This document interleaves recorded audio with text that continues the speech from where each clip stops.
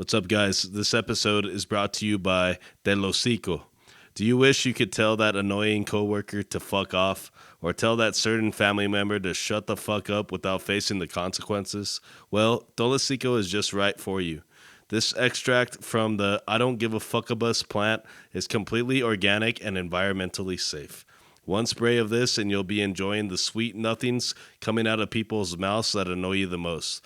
Hey, Rob, I don't think you should... Hey, Rob, how about you? Act now and get this one ounce bottle for only $59.99.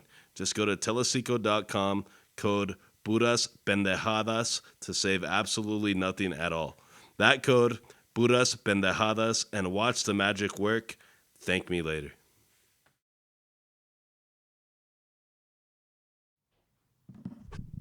Yeah, try it. Don't make any noise, okay? No, you're good. All right. I know the editor. It's fine. He's me.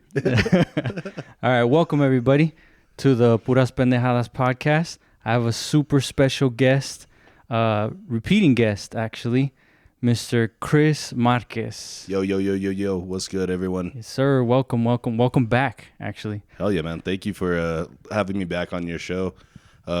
Before we even start, man, this has come a long way just looking around. Compared to the first time that I was here, which was about like 2 years ago, actually. Yeah. Yesterday before I came over, not before I came over, but I was listening back to the podcast that we had done. Yeah.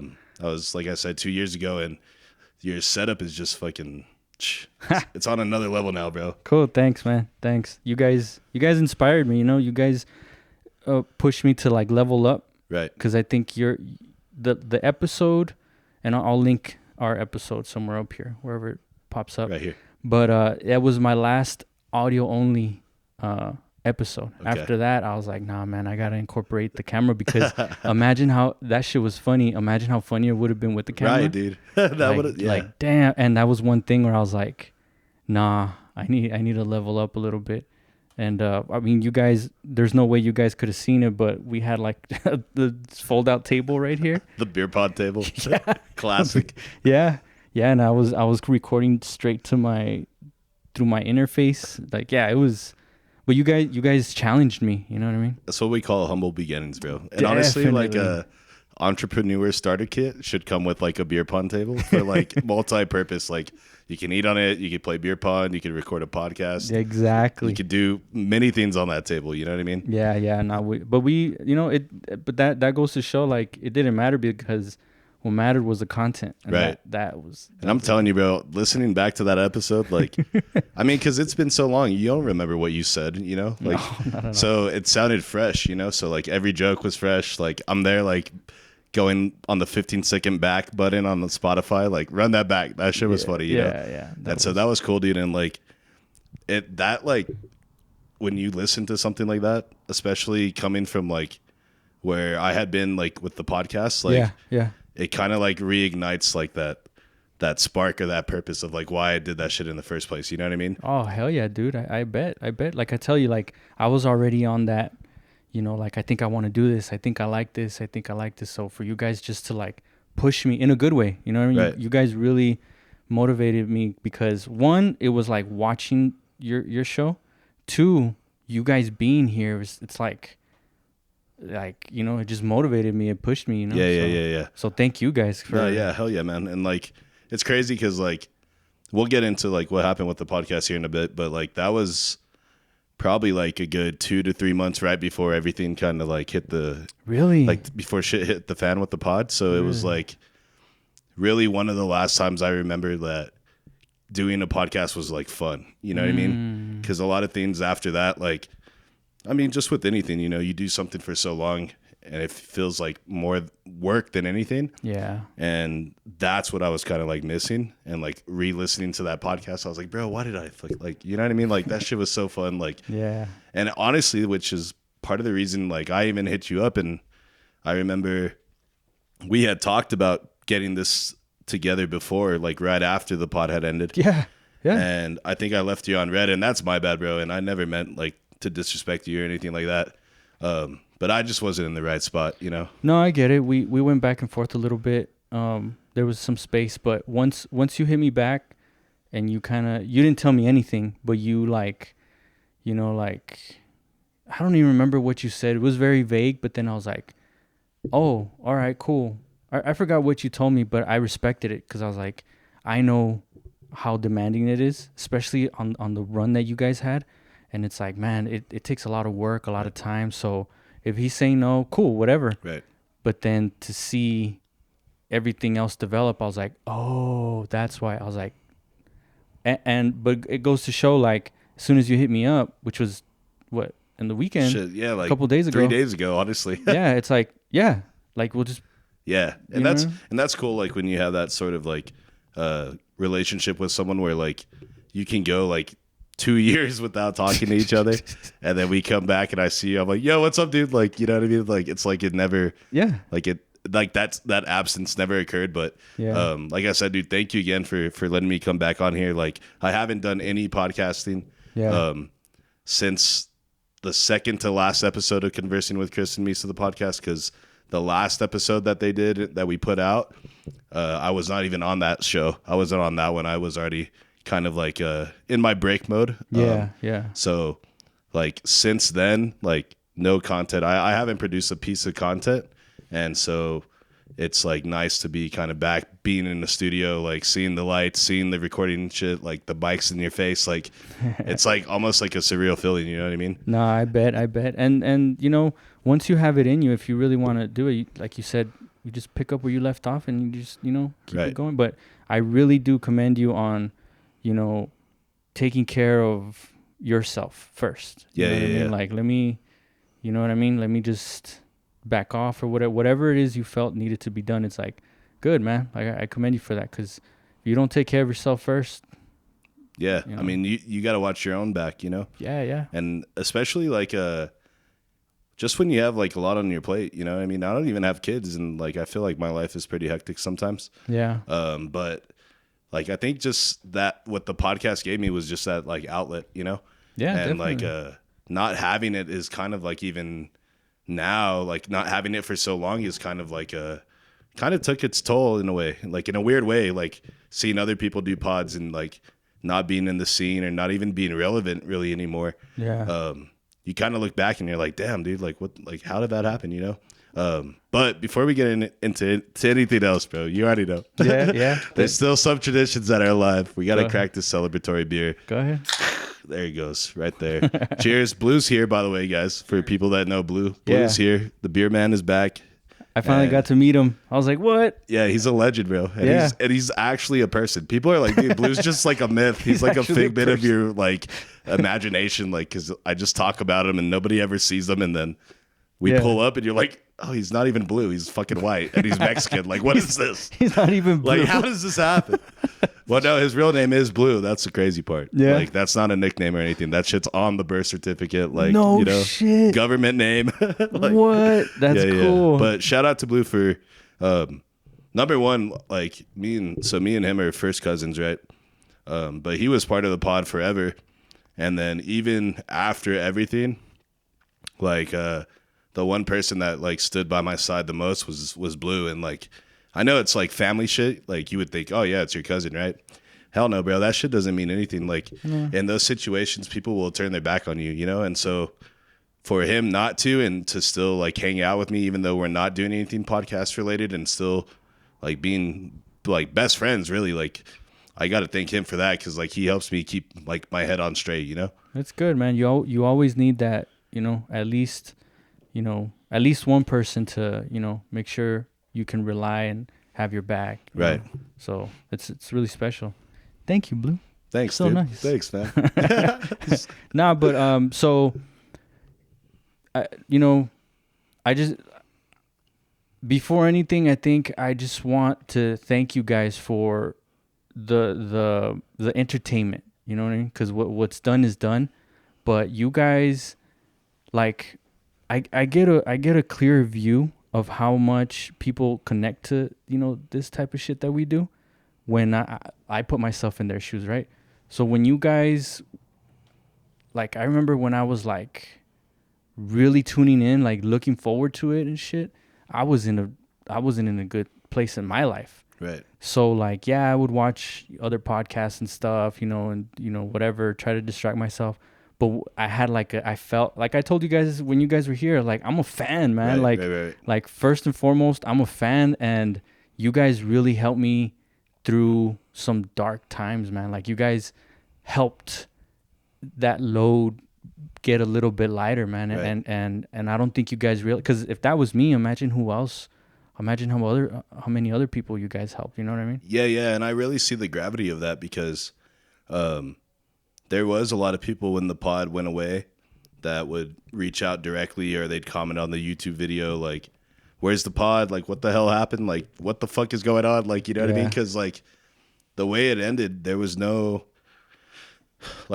final episode. There was no, like, hey, guys, this chapter's ending. It was, like, really abrupt, right? Yeah. Which is something I regret because I never, like, took to social media and told people, like, what was happening or, like, the state of the podcast. We left it in limbo. And maybe I should say I left it in limbo because I probably should have taken charge on that. In hindsight, looking back, I would have probably done things a little bit differently. But hearing like what you say, like getting you through that dark time, other people would tell us like, dude, like, I miss you guys. Like you guys were a part of my routine, which is like, you're part of someone's life, bro. Like their routine is literally what they do every day. And so think of the routine you have today and someone just yanks part of it out of your life and they don't even tell you why. Like it's just gone. Yeah. You know what I mean? And it's like, you can't just be like, oh, here's some money. Give me some more of this. Like if it like a drug or go buy another beer, whatever the case it is. Yeah. Like that stimuli that we were giving to people, like I literally pulled it like from everybody's feet, just like, you know what I mean? Just in an instant. Yeah. And I saw it in the comments and the messages and the DMs we would get, or the ones that would hurt me the most are the ones that they would directly hit my line like, yo, what the fuck, And then at that time, like, what am I going to do? I'm not going to tell you like I'm not going to be like, oh, this, it's like, okay, dude, like I just need to take a break, whatever. And then it still leaves that like cloud of like unknown, like what the fuck happened? You know what I mean? And that's kind of like why, like I kind of reached out to you is like, I kind of want to just address some of it. We're not going to, get into every fucking detail about it, but I think now people need to know kind of like, why we stopped, why I decided to step away. But I do apologize to everyone sincerely, like anyone that listened to us that like handling it that way, but it's the first time I had ever been through something like that. No, I bet. You know what I mean? And like I said, like I would put myself in your guys' shoes. Like I looked up to you guys, right? Like it was motivation. Like, man, look at these guys. And when the studio would change up, when you guys changed it up and stuff like that. And like, man, like they're really, even little level up, right? You know what I mean? I'm like, man, that's cool. Like, all right, cool. And like I felt a part of it. Right. You know what I mean? And it was crazy because like we literally like we changed studios in like a week. And we, besides like not having the studio set up 100% like the way we wanted it to look, we never let that stop the actual like episodes coming out. You know what I mean? That was one thing that we were like, it has to come out no matter what. And luckily we were able to transition from one studio to the other. And then the bad part is that new studio got used probably like 3-4 times maybe. And then shit's like, that's right. That was it. Like, you know what I mean? And it kind of, it felt like in a way moving from the first studio, like leaving that studio, like was almost like kind of like a, I don't know, maybe not like a sign of things to come, but it was just like things were gonna change. You know what I mean? Like things were not going to be the same anymore because, we're moving studios, we're moving the production, we're moving everything. And like, I would say that kind of contributed a little bit to it, but in a weird way. Like, you know what I mean? Like the vibes were not like what they were before. You know what I mean? So as a fan, right? Because I mean, I was never up there or anything, but I felt like I was there. So from the outside looking in, right? I always thought you guys just like moved in the room though. So it was a whole new place? Yeah. So like, I thought you guys were like we're set up here. All right, we're gonna go on that corner. oh no. And the move was actually, Oh shit. well, I mean, it was part of the. So some real back like history, right? The whole reason that we got a studio in the first place was because when I moved out of my parents' house, and I was only back in my parents for a while. I mean, I've been in and out of their house like plenty of times. Shout out to mom and dad, by the way. Love you guys. You guys would never hear this. Anyways, they don't consume content, bro. Like my dad liked the pod. He did. Yeah. But getting him to listen to that was fucking hard enough, you know? Yeah. And my mom doesn't do anything but watch the news. So, anyways, I love you, mom. Fucking, when I moved out of that house, my wife and I, we decided that we wanted to get a place that had a dedicated studio for the podcast, which is kind of unheard of if you think about it, because we don't have kids and we could move into a single apartment or a single townhome bed, like one bedroom, whatever. But the way that it happened is we found a spot that was actually owned by one of our friends, and it was a 2-bedroom, and it just fucking everything just fell into place. And my wife was cool enough like to say, yeah, turn the master bedroom into the studio. So that's where the original studio came from, was from moving into that spot, setting up that master bedroom as the fucking studio, like completely. The first studio. Wow. Because when we were recording at the house, like at my parents' house, like the first like fucking like 30 something episodes, like I don't consider that studio, like, because even if we shot on the Mac or whatever, like that wasn't a studio. And the way I define a studio is like something that you have is a dedicated space. Right. Like right. where this shit, we don't have to break it down and take it down every time. Yeah. It stays up. It stays ready. The purpose of that room is to record, but then we turned it into like the editing area. You know what I mean? I mean, it was a full bedroom. So, you know, we made use of it. But that was the first studio. Everything else before that was either done on Zoom, in my bedroom, in my garage. And that, you know, that's not a studio, man. You can't get that same production level out of there, you know? So that was the first one. I remember the Zoom ones. That's right. Yeah. Right, well, that too was COVID. Yeah. But also, like, sometimes I was like, I can't invite this dude. Like, it's already me, Misa, in my room, huddled around a mic. Now I got a third person, and it's like my bedroom and my fucking underwear over there. Like, you know what I mean? Like, It's just like, it's intimate, yeah, but it's like, all right, dude, that's too intimate. Like, you know what I mean? Like, I don't need to be like, that's where you sleep, bro? What the fuck? Like, make your bed, bro. Like, yeah. You know? Focus on the topic, yeah. So, like, I don't ever consider those episodes like studio episodes, you know? But, like, once we hit the studio, like, you knew it because it was like, oh, shit, these guys have a dedicated fucking place. Yeah. And that was the first studio. And then what happened there was that the lease on that place was up, and we weren't going to be able to renew it. So we had to find another place, and we found a very similar place. But this time, instead of turning the master into the studio, we turned the second bedroom into the studio, which made the studio a little bit smaller. Actually, a lot smaller, because we were like crammed in there. Like, and then we had the lights on, so that shit was hot. But we still would make it work. You know what I mean? But the thing that would also like contribute to that would be like, it started like at first, like we would record an episode and it would literally just be us and the people involved. At that point, we were like, people were pulling up to the studio. Like, it was like being like a rapper in the studio. Like, like this dude's coming through, they're coming through. Like, these guys are coming through. So we would have like an audience like in that fucking studio, dude. Like people sitting on the sidelines just watching, and it was cool. And I was always down for that because the audience, like, it kind of makes it feel like a show, and then like they contribute to the vibe and everything.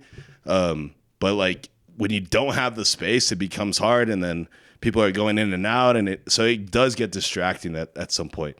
But that was the second studio, and like I said, we only probably did like, I mean, we did blues episode in there, and then like maybe 2-3 other ones, and that was it. And wow, that studio's. It's been taken down since, like, if I'm being honest. So did you guys? I'm trying to remember, right? You guys have different tables? Well, we modified the table. Oh. Remember? We had it, and it was too big to fit in the new studio. Shit, to fit it in the old studio, we had to like pull it apart, take it through the back sliding door. Like, it was a mission. And then when we went to the new studio, we realized that the size was just way too big. Yeah. And there was no way that everyone, plus the lights, plus the camera, plus anything, was going to fit comfortably. So actually, Misa and Blue, they fucking cut that shit down. Wow. They made it smaller, but they kept the same, pretty much, it's the same table. They just pulled some planks off of it and reduced the size. Wow. But yeah, it was the same thing. Same chairs, same fucking, pretty much the same everything, man. The only thing that changed was the address. Yeah, that's crazy, man. That's crazy. That's like blowing my mind that it was a whole different location, because it felt like you guys just like moved within the same like room. just another room and shit. Yeah. In the same room, you know what I mean? Like in the same house. Yeah, like just like a different different angle. You know what I mean? I was like, wow. No, I mean, like, shit. I mean, if it was up to me, I would have never left the first studio. But you know, I didn't own that property, and it wasn't an option to renew. So you know, I couldn't do anything about that. You know. Yeah. And so, in that aspect, my hands were tied, that we're like, we have to find a new place now. Like, this is not an option anymore. And luckily we were able to find something, but it's hard to find little places like that. That's not a fucking whole ass house. That's just like a 2-bedroom townhome, like condo-ish type of living. And luckily we were able to find one. But yeah, that's how all that happened. But yeah, like, it's interesting that you thought it was in the same spot, but no, it was a totally different house. Wow. On the west side still. Yeah. But like I said, just a new address. Oh, damn, man, that's crazy. And I mean, I don't want to. You can stop me whenever you want to and stuff, but I don't want to dwell too much. I just want to, like I said, I want to give you guys props, right? Right. You, Blue, like even people that's not here, like Chewy. you guys had Misa, yes, Joe, yes, Amanda, yes, Chris. So I the whole squad. I want to give you guys like your flowers, because like I said, first of all, you guys helped me like in my life, like personally, like it was dark, man. It was really dark, and it was just fun to watch something that was like I can touch. Right. You know what I mean? Like, damn, man. And you guys were like moving. You guys had guests. I like when you guys didn't have guests too, which like showed that you guys can like man the boat. Right. We could do a show without a guest. Yeah. You know? But then when you guys would get guests, it's like, damn. Right. Like, I know you did it last time, but like, name off like some guests that people that didn't see would be interested in seeing. You know what I mean? Like you guys had them. You guys had her, him. Like, I remember. Okay, so just because I was listening back to the episode we did, Misa actually says we're gonna have Buzz Adams at one point, and we hadn't had him at that point. That's right. And then like, shit, maybe 4 episodes later is the Buzz Adams interview. And you know what was crazy? That was crazy. I was looking at our texts. I think that was our last text. Right. It was. They're like, hey man, congrats on getting Buzz. Yeah. And you put something like, you know, we manifested it on your show. Yeah. And I was like, holy shit, you're right. Yeah. And it was crazy because like when I was listening back, I was like, damn, we called that shit. Yeah. You know what I mean? Well, Misa called that shit really, because he was the one that he was dead set on. I mean, I always wanted Buzz also, but he was the one that was like, we're going to fucking get him. We're going to get him. Yeah. And yeah, it's crazy because it did happen. But I mean, other than that, I mean, some of the guests that I'm super proud of are like, I mean, there's so many, dude, if you think about it. I mean, if I leave someone off, it's not because I didn't like your interview or you're not notable. It's not that, dude. It's just like, you know, there's just so many people like I'm going to forget. I mean, shit, we had Quentin Demps on there, dude. I mean, that was an NFL player. I mean, it was through Zoom. Yeah, it sucked. But, I mean, shit, even just having him on, like, was crazy. John Teicher, voice of the Miners, straight legend in El Paso. If you don't know who John Teicher is, you've been living under a rock.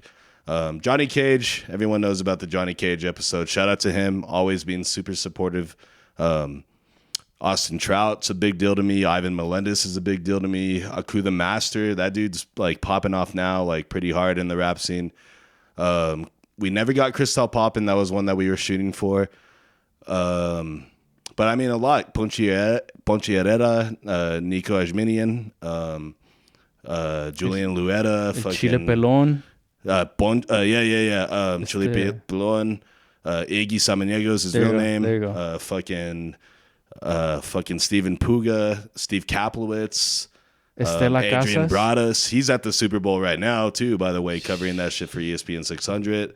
Estela Casas, which I don't know. There's some shit in that episode where, Oh yeah. bro, she hit my wife's car Oh. in the driveway and took off like if it never happened. What? And we saw from inside when she was leaving. No way. Estella, I mean, I don't know. I know you could have pulled the insurance card, but you probably could have given us a car if you wanted to, David Dobrik style. But yeah, that was funny. No disrespect or anything. I just watch out. Just a bunch of guests, dude. I mean, shit. We had fucking so many people on there. The quarterbacks from UTEP, the assistant basketball coach at the time. Shit, my brain is just rattled with guest names, but it was an honor to talk to every single one of them. Yeah, you know what I mean? and I liked the topic too because you guys kept it local. Right. You know, they all had like a connection to the city. Yeah, like some sort of tie-in, because like Austin Trout's from Las Cruces, but I mean, fuck, that's El Paso too. Yeah, if might you as think well. about it, like Yeah. I drove 40 minutes over here from downtown. I could have fucking gone to Las Cruces and back at that time. You know what I mean? So it's like, and he embraces El Paso too. So it's like, Yeah. mostly everyone. Yeah, I don't think we had anybody we had a few guys that like in the beginning. Dreyon Wills, one of my homies from fucking DC, like he has no connection to El Paso, but just a podcaster that we met, and then a few other ones. But mostly, like you said, the main point was like a connection point to El Paso in some way. You know what I mean? Yeah. No, it was really, really, really cool. So, so I said, like, I just want to give you guys, your flowers and commend you guys for everything that was accomplished. Because at the end of the day, no matter how it ended, you guys built something from nothing. Right. And From scratch. And you guys, whether people want to admit it or not, you guys caught ears. You know what I mean? People were tuning in. Like, you guys made some noise. You know what I mean? Right. So, and that's so hard to do. It is, dude. And it really, the way you know that you're making noise is that like, people will like, you'll go out somewhere and be like, yo, you're from the fucking podcast, aren't you? And you're like, who the fuck are you? But yes, I am, by the way. Nice to meet you. Yeah. Subscribe, bitch. You know what I mean? Like, Yeah. like, it's still business at the end of the day. Like, hey, are you subscribed at least, bro? Like, come on. Yeah. But like, just looking back now, like, our YouTube page still gets views.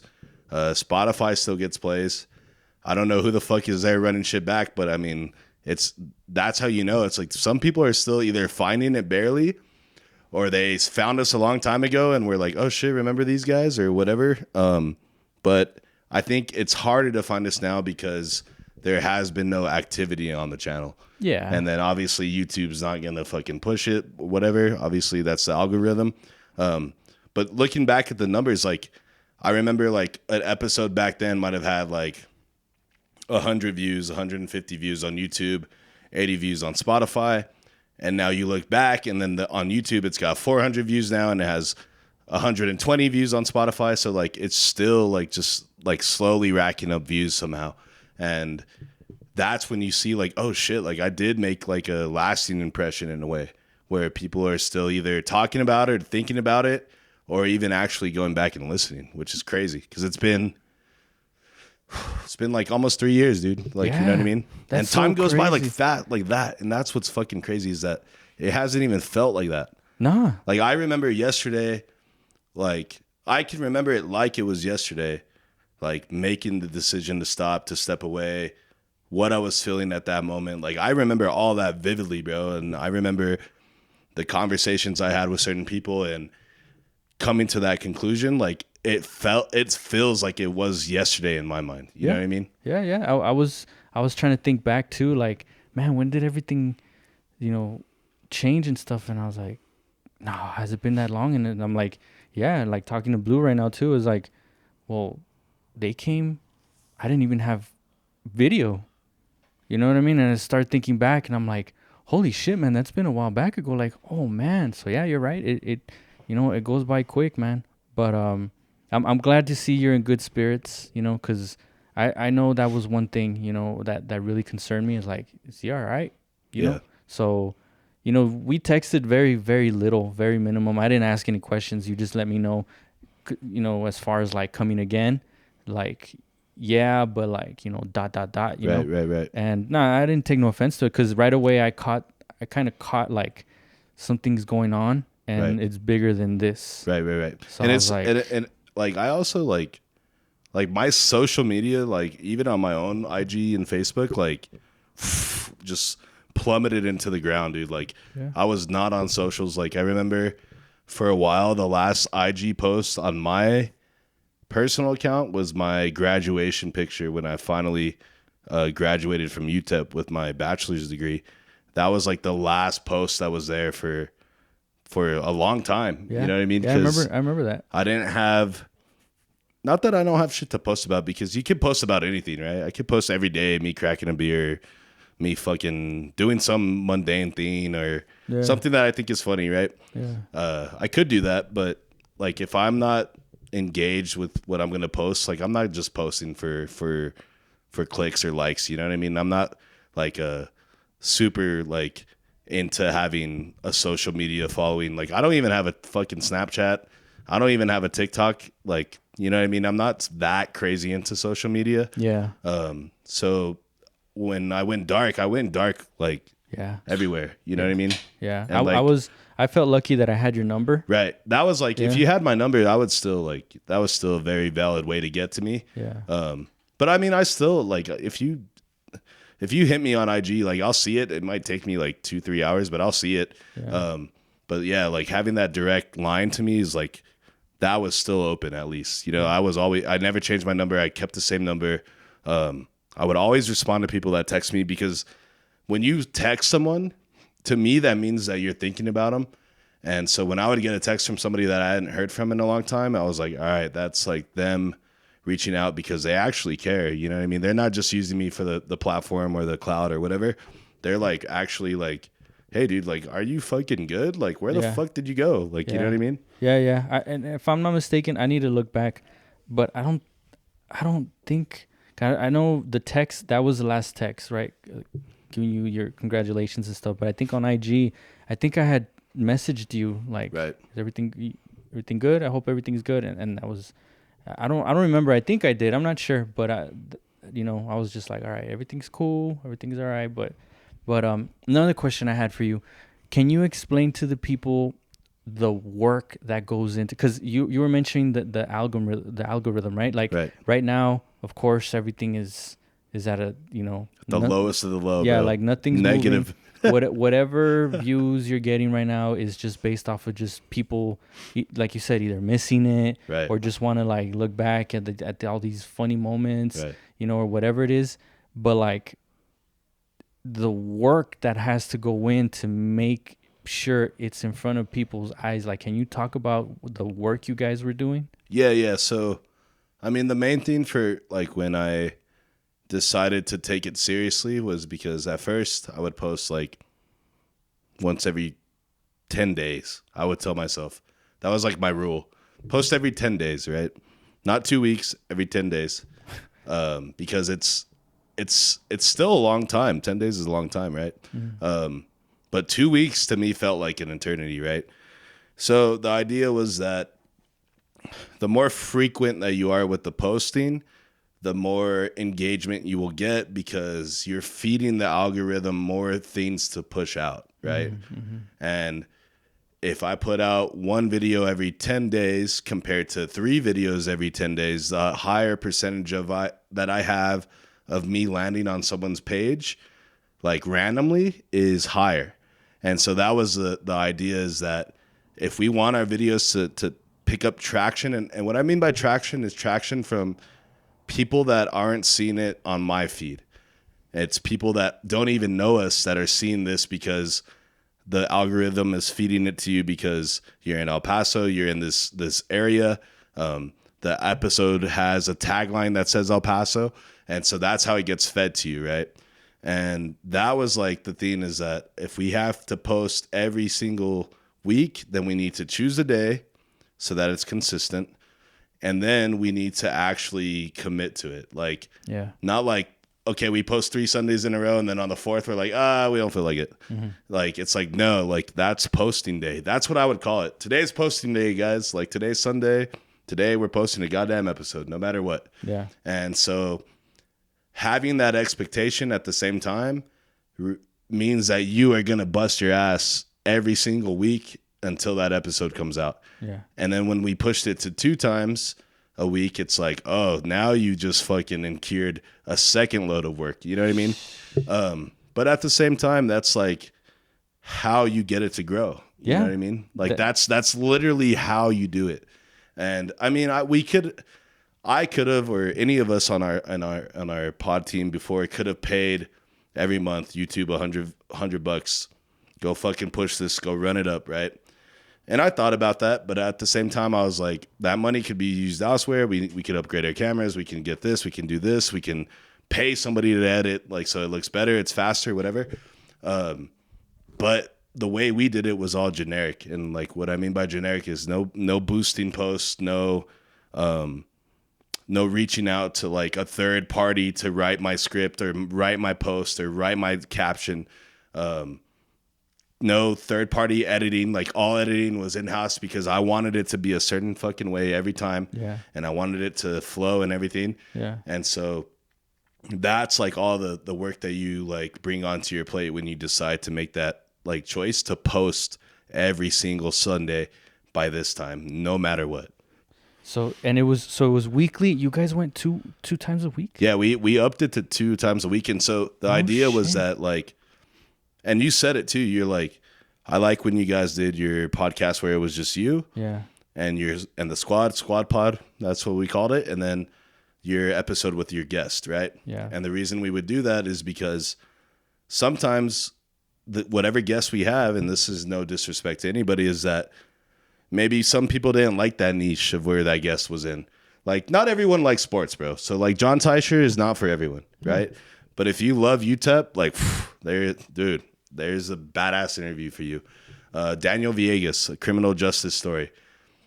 Some people don't care about that, right? But if you do, that's a big one for you too. So we decided that, okay, maybe let's always give them once a week one of the squad, and then if they want, that guest one is there too. Yeah. But then the guest one, for the people that tune in just for the guest, will then see the newest one that we just posted. That's just us. So they'll see, okay, that these guys are not just mooching off this guy's clout. They also will put an episode without anybody and still do relatively comparable views. Yeah. You know what I mean? And that was the idea behind it. And I remember like being hammered one night on FIFA, like thinking about this, like, oh, maybe I should do that. And it just like, that's how I made up my mind, because a lot of times the way that shit comes to me or that I get an idea is when I'm not even thinking about it. Like, I'm doing something totally unrelated, and then boom in my head, like, oh, dude, we should fucking incorporate this. And that's like how my brain works. But that was like the whole idea of starting to do 2 posts a week. Wow. You know what I mean? Wow. I don't remember it, but I'm pretty sure I noticed it when it was happening. But that's crazy, because just to do it on a weekly basis is enough work. Right. You know, so just to like level up. And then talk about the team dynamic, man, because there's no way you could do this on your own. Yeah. And so that, I mean, right there alone is like and shout out to everybody again. Right. Shout out to Misa, shout out to Chewy, shout out to Joe, shout out to Chris Molina, shout out to my sister Amanda, shout out to Iggy for pulling through, shout out to Blue. I mean, we had a good squad of people that would be a part of the podcast, right? But you know, when you have a team, right, certain people do certain things. Like, certain people focus on certain areas of like what they need to do. Somebody might make the thumb. Somebody might be the guy that's doing our merch. Somebody might be the one that's doing the editing. Somebody might be the one that's doing the posting. Somebody might be the one that's reaching out to the guest. Somebody might be the one that's doing the pre-show rundown, like the production pre-show. And this is just this is just so you guys not realize, but you guys can have a peek behind what it takes to do all this stuff, right? Like, and the thing is, like, with you guys, you can tell that the work was made, because it's like, how is this getting done? Right. You know what I mean? Sorry, go ahead. Right. No, but like the reason I list off, you need to be grateful is what I'm trying to tell you. it's game for people that are like barely starting. Like, this is free game for you guys. But it's also like a understanding, like, okay, what needs to be done. Like, I just named like 8 different things, right? But when you start a podcast, you don't think about all of that. Right? You don't think about like, oh, what about a guest, or what about their schedule, or what about fucking who's going to do the thumb, who's going to write the description, who's going to upload it, who's going to make sure it posts, who's going to fucking share it on social medias, who's going to put it all together. Like, those are all tasks that come with the podcast, right? But at the same time, the reason that we had all those tasks is because we set the bar so high. You know what I mean? And we weren't going to ever put out an episode that fell below that bar. Yeah. You know what I mean? Like, we couldn't. It would be like detrimental to ourselves. It'd be kind of disrespectful in a way because of all the work we had done. And so it was always like, this is the standard. You know what I mean? And like, we don't fall below the standard. Yeah. We might go above it sometimes, but we're never going to go under it. Yeah. And that's why having a team helps. But, you know, a team also needs to be able to pick up the slack from somebody when they're doing too much or when they have too much on their plate. Like, that's when the team should step in. Yeah. Adapt. You know what I mean? Adapt. Yeah. And if you don't know how to edit, well, come tell me, I'll teach you how to edit. If you don't know how to cut a clip, come teach me, I'll show you how to cut a clip. If you don't know how to set up the mics and the lights, come tell me, I'll show you how to do it, right? Yeah. If you don't know how we upload, dude, some people don't even know how to upload a video to YouTube. Like, you know what I mean? It's not common sense. Well, I mean, it's not hard, but like, not everyone can do that. Like, they don't know, like, oh, well, what video format is this? What's the quality like? Why does it look stupid on the thumbnail? Like, you know what I mean? Like, thumbnails have to be a certain size. There's all these little, like, you know, there's all these fine details that you're right, Blue. that you don't think about until you're actually in it. And then, even though like you're doing all that, some of the people on your team may not even realize all that shit's getting done because it always gets done, and then they kind of just take it for granted in a way. And then they don't understand, like, oh, the reason that when you look on Spotify, all of our episodes are in numerical order is because I put it that way. Yeah. Spotify just doesn't do that for you on your own. Yeah. You have to tell it, this is part of this season. This is this episode. So that it comes out chronologically. This is the thumbnail that fits specifically to Spotify. This thumbnail needs to be a certain size for YouTube. When you upload to YouTube, you have to put it in a certain place, and then you have to put it at the top of your page. Like, all that, like, is also like very critical to the way that a podcast will grow, because when people go to your podcast, if it doesn't look professional, they're going to be like, well, what are you guys doing? Yeah. Or your credibility is not going to be there. People that would never see our pod and they'd see the page, they'd be like, damn, like this is a legit YouTube channel. Like, it's not a YouTube channel that is just like, that has no direction, no thought behind it. It's like, if you looked, we had the clips separated from the whole episodes, all the episodes here, chronological order. Everything was where you needed it to be and super easy to find, you know? Yeah. But those are those mundane things that people don't want to do. Sometimes they just want to be there to be on the camera and reap the benefits of everything else without learning the tasks that have to be done in order for it to come out the way that it does. Yeah, and to speak to that too is, I remember it drove me crazy because I was figuring out, right? I was trying to be a little creative and stuff, and I was trying to figure out the thumbnails, right? So I was editing them and, you know, just trying to figure out how to make it more appealing, you know what I mean? Right. So, or my style or whatever. So I was, you know, trying to figure it out, you know, cracking my head, and then boom, finally I got it, right? Try uploading it. It has to be this file, not that file. Yep. I want it shaken, not stirred. All this pixels, shit. This pixel times this pixel. Like, and I'm like, it's a bunch of crap. Well, it's not crap. It's just that, like, you don't think about it. No, and it's just like it's a picture. Right. Put my picture on there. Make it work. Yeah, this is 2022, 2023 at the time. Make it work, YouTube. But no, I mean, that's what sets the reel apart from the wannabe reels. You know what I mean? Like you're gonna figure it out. You're gonna figure it out. Like, and no, not I'm like not this. gonna post this episode until that thumbnail is perfect. You know what I mean? And that's just, like I said, setting the standard. You know? Yeah. And there was things that I lacked, that I wasn't good at. Like I could give you like all the ideas for a thumbnail, but I couldn't put it together myself. Like I couldn't do the graphics. Like I'm not good at that. Like that's not my forte. You know what I mean? Yeah. But fucking drop me all the audio and video files, and I'll throw that shit together. And like it'll take me like 2-3 hours, but I'll put this shit out looking crisp and clean. The audio will match the video, because like back then we shot audio on one track and then video on another. So I would have to line them up for an hour and a half, 2 hours, so that everything that you saw looked the way that it should. Because what I would hate was when someone would post the podcast and they're talking and then the audio doesn't match. And so you're hearing them talk and then the audio cuts out and they're still like, you know what I mean? Yeah. So those little details, it's like, I can figure that out. Yeah. But for a thumbnail, like I'm going to need some help. I need someone to help me create it. I'll give you the idea. I'll give you what I'm looking like. This is the vision. Yeah. But I need someone to throw it together. And like certain things that I thought I was really good about was like booking guests. Like I could get guests that nobody else could get just by the way I would talk to them. Mm-hmm. Carrying the conversation, driving the conversation, and then pre-show production. I was really good at that, knowing like this is what we're going to hit. Boom, boom, boom. These are the segments. This is how we're going to end it. And all of that shit is work too. I mean, like you don't think about it because it's not work, it's not labor, you know? It's not like I can do that shit on my phone. You think I'm just on Facebook or whatever, texting someone.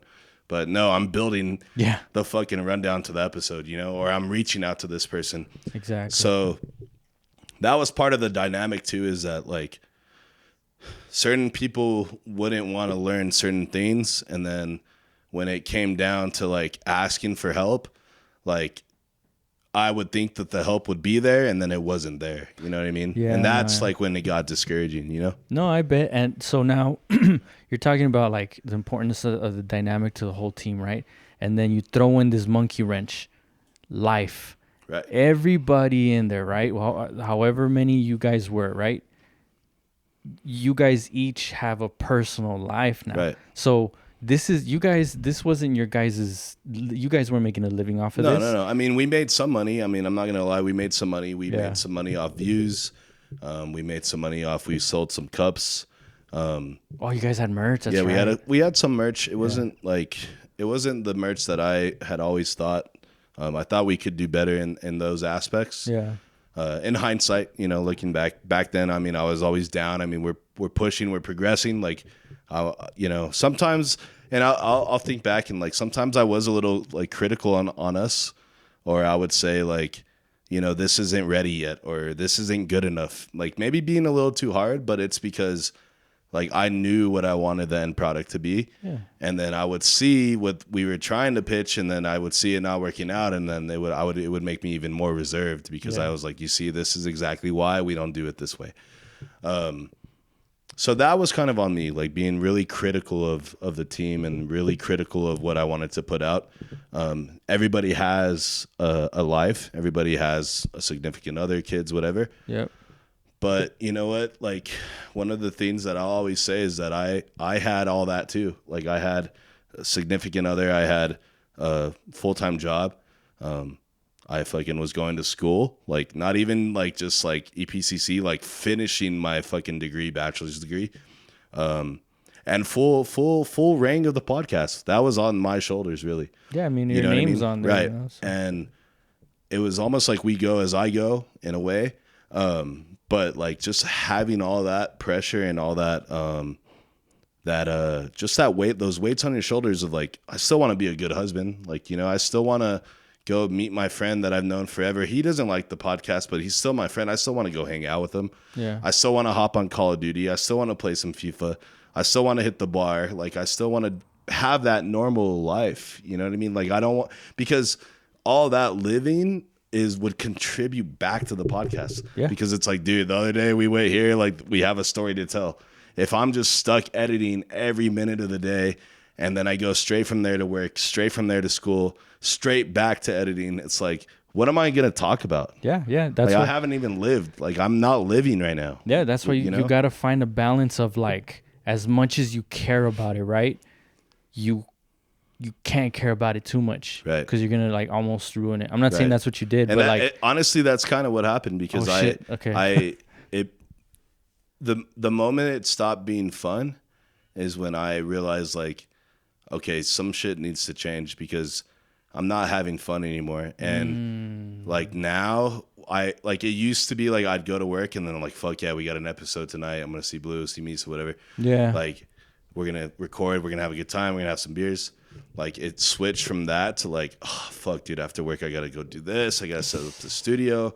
Like I'm gonna be up till at least 9 before I can even have a moment to myself. And like that was like what started to get to me, like feeling that way and actually realizing like, yeah, I do feel this way. Like this is really something that is getting to me. And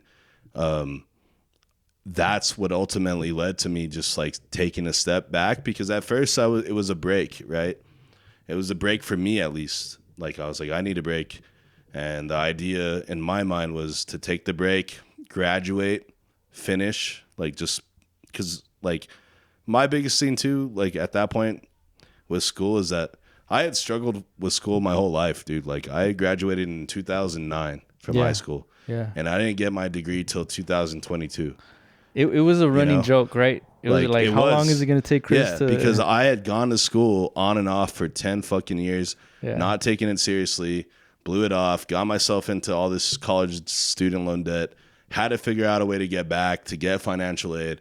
It's a whole story in itself that like nobody cares because it's fucking school and you choose to go and that's on you and nobody wants to hear that story, right? But like that story was like a storyline that was always in the back.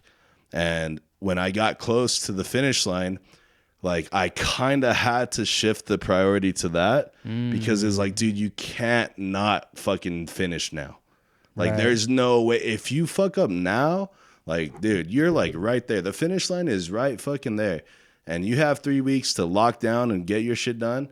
And like, if you don't, then you're going to have another 6 months till you finish, you know? Right. And like that shit would get to me because nobody else had that pressure. And I'm not saying like they didn't have pressure from anything else, like their wife or their kids or whatever.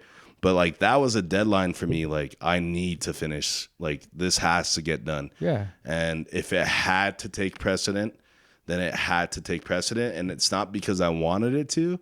It's because I just could not let myself fail again in that aspect. You know what I mean?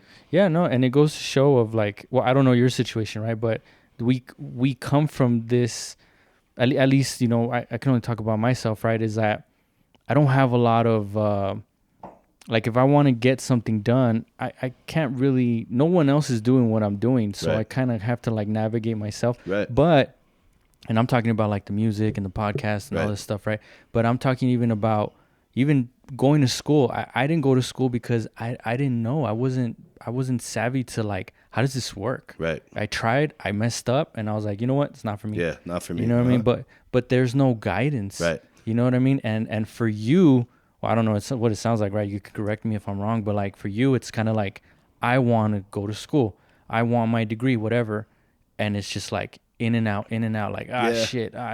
I mean, like, for sure, dude, school was never, like, a first option for me, like, at all. Like, I knew I didn't like school. Yeah. And the reason I didn't like it is, like, I liked the social aspect of school. Like, the friends, hanging out, getting to meet new people. Even the teachers were cool. Yeah. But, like, I just didn't like the way that they made you learn. And it was all memorization. And it was all, if you don't memorize this formula, or if you don't memorize this, or, you know, it was never about, like, teaching you how to think critically or how to problem solve. Or like another thing that's a big that was big for me in doing the podcast was managing everyone, like making sure that Blue's good, making sure Chewy's good, Misa's good, everyone's good. Like you're like the fucking supervisor, bro. You have to make sure everyone's doing their shit, like, you know what I mean? And you don't think about that. And it's people managing and people relationships, like, oh fuck, I might have pissed off Blue today. I'm sorry, dude, but I still need you here tomorrow, like for the pod. So like managing relationships was huge, right? They don't teach you any of that. So that's why I never really liked school. But in the back of my mind, like that, it was always there because like my brother and sister that are older than me went to school, finished right away, right? So in your family dynamic, as much as you don't want to fucking say it, or you might not like think of it this way, is you always look up to your older siblings. Like anything they can do, I can do. There's no excuse. We grew up in the same house. We grew up with the same rules. We went through the same shit. They're not smarter than me. They just applied themselves better. Yeah. And like they like school a little bit better. Maybe they didn't like to make friends, but they had good study habits, you know? Yeah. So like I was always in the rat race with them. And then my mom's always like, hey dude, like how come you can't finish school? You know what I mean? And it's like, but not in a bad way, but it's like finish school, like just fucking do it, just finish it, you know? And then like the turning point was like, I'm not gonna tell you where I work, but I work for like a pretty good corporation. And like one thing that I've always said about people giving you motivation is that motivation from your friends and your close friends and family is motivation that like is almost like they're going to give it to you no matter what because they care about you, right? Yeah. So if every mom will tell their kid, you're the smartest fucking kid I know. You can do anything you fucking want, right? Yeah. And so when you hear that from your parents, you hear that from your significant other, your best friends, it's almost like they're preordained to tell you that. Right? Yeah. Like they're not gonna say, dude, well, you suck at math, bro. Like, so don't fucking do this, or like you can't even draw, like you don't know how to read, you can't pronounce your words right, like you know you suck at spelling, you fucking write an email and it looks like ass, like you know what I mean? Nobody's gonna ever tell you that shit, right? So you get to like a corporate setting, like where I work, and I had one boss, which I'm not gonna say her name, but she's like my mom's age, right? She has like a kid that was my age. And she just saw this potential in me. Like, she's like, you're fucking smart, dude. You're smarter than like half the fucking people here. Like, you have potential. You need to go back to school. Like, if I was your fucking mom, I would drag your ass to school right now. Before you graduated? Yeah, this is the whole reason I went back to college. Oh, shit. This was like 2017 that I went back. Okay. And I went back part-time, so it took me forever because I could only take so many classes, and I still worked. But I credit her with literally like flipping the switch in my mind because I'm like, I just met this lady. She's my boss. I don't know anything about her. She has no idea about anything about me except for our small interactions we have every day. And she's telling me that I need to fucking get my shit together and go to school because she sees that I'm smarter than most of these people. She has no reason to tell me that, dude. Yeah. Like, why is she telling me that? Yeah. But the reason she did is she felt like she needed to in a way. And if it wasn't for her, I probably would have never gone back to school. But because I worked with her, that was like what started that. And ever since I went back at that point, I never stopped again. Wow. And that's how I was able to finish. Wow, that's crazy. But You know what I mean? You know what? I've had similar experiences on both sides of that. Right. You know what I mean? Especially like being a dad. Mm-hmm. Like there'll be things where I'll tell my kids like this and this. It's like, oh God, like it's falling on deaf ears. Right. And then someone else tells them same Boom. thing and like, oh. Yeah. And I'm like, yeah. And that's like, that goes back to kind of what I was saying, dude, is that like, I mean, obviously you want the best for your kids, right? Like that's like what you want. Like it has to be that way. Like I want the best for them at all times. But at the same time, do you want to stop real fast? No, you're good. You're good. He just went to the bathroom, I'm sure. I thought I heard something. Yeah. No, you're good. Like you see it yourself with your own kids. Like I fucking tell them this every single day. They don't listen. It falls on deaf ears, like you said. Yeah. But the moment somebody that they might look up to, and it's not that they don't look up to you as a parent, right? But it's a different thing when they see somebody like a teacher or a friend's parent or someone that they look up to, and they tell them that. It's almost like sometimes you just need to hear it from another like source, so that way you're like, okay, they're not just telling me this because they're my parents. This person is telling me this because it's the truth, and this is something that I should be doing. Exactly. You know what I mean? And I've been on the other side too, where someone has told me something, right, and it's like whatever, or I don't get it.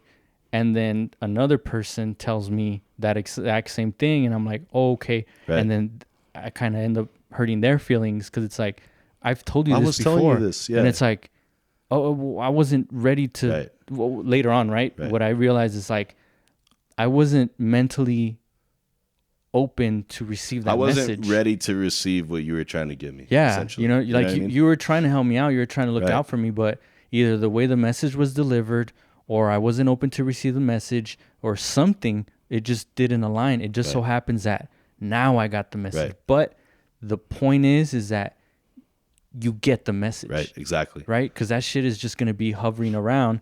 You know what I mean? And it goes to show. You know what I mean? Like your mom would tell you. I'm pretty sure you would feel it. Other people, but because she told you that, that's what sparked. I totally get it, man. And I commend you because, first of all, that's a funny joke. Right. Like, how long is it going to take Chris to graduate? That shit is take funny. me forever, bro. Because when they would mention it, like, I would crack up. Yeah, dude. And they would all fucking rail on me for that because I'd be like, well, everybody like Saturday they'd be like, "Oh, we're going out. We got nothing to do." I'm like, "Fuck, I have to take a fucking test." And they're like, "Why, dude? You're not gonna graduate anyway." And I'm like, "Fuck you, bro." Like, "Yes, I am." Like, God damn it. Like, that's you know what funny. I mean? And it was funny because like I'm super lighthearted in that like you can make fun of me all you want. You know what I mean? But like at the end of the day, like I still had to sign on to Blackboard and fucking submit a discussion question. You know what I mean? So I was still having to do that or like whatever the case. And like I remember one of my last classes was Spanish. Yeah. I was like one of my last classes because I had to put it off because it's fucking Spanish, bro. And like it's hard. Like I can speak Spanish because of my work, so I have to be able to speak both. But like these guys are speaking like Spanish from Spain and Portugal and like all this proper Spanish and like I'm like, dude, I'm not gonna use this, but like at least I was able to learn enough just to pass and get through it. But I just remember like Joe would come over and help me do my fucking Spanish homework and he's like, "You're stupid." Well, that's what he would say, right? And then I'm like, look, bitch, this is formal Spanish. Like you can't do this shit either. And you fucking speak all day in Spanish. Like it's tough, bro. This is collegiate Spanish here. Like, you know what I mean? Yeah. It's a different level than your fucking slang Spanish. Oh my god, it's so but yeah, funny. dude, it was rough, man. But as funny as that is, right? It was a very funny like running joke. But as funny as that is, when I saw that you finally graduated, I don't want to say finally, but when you graduated, I was like, no, say finally, please, because it makes me feel better. Because god damn it took forever. So when that happened, I was like, motherfucker, he did it. I was like, man, I was like, all right, cool. And not a lot of people knew that I was going to school because you would only pick up on it if you caught the jokes or maybe you thought that whole time it was a joke, right? Yeah. Or like Misa would always say school's for fools or whatever.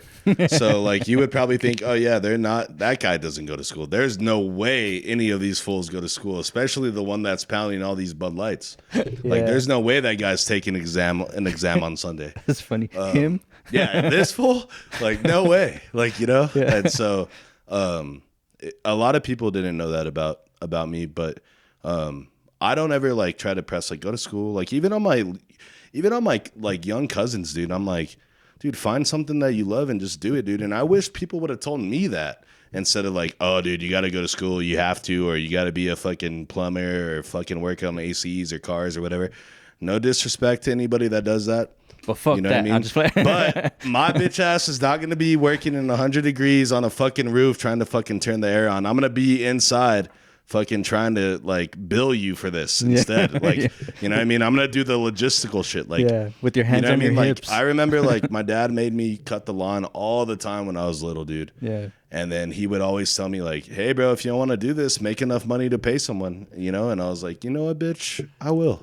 Like, I'm not going to fucking make my kid mow the lawn, and I'm not gonna fucking mow the lawn. In fact, I'm gonna buy a house that doesn't have a fucking lawn because of you. Like, you and know I'm gonna make mean? you mow it. Like you made me hate lawns this much, bro. Yeah. Like, fuck you. Like, you know what I mean?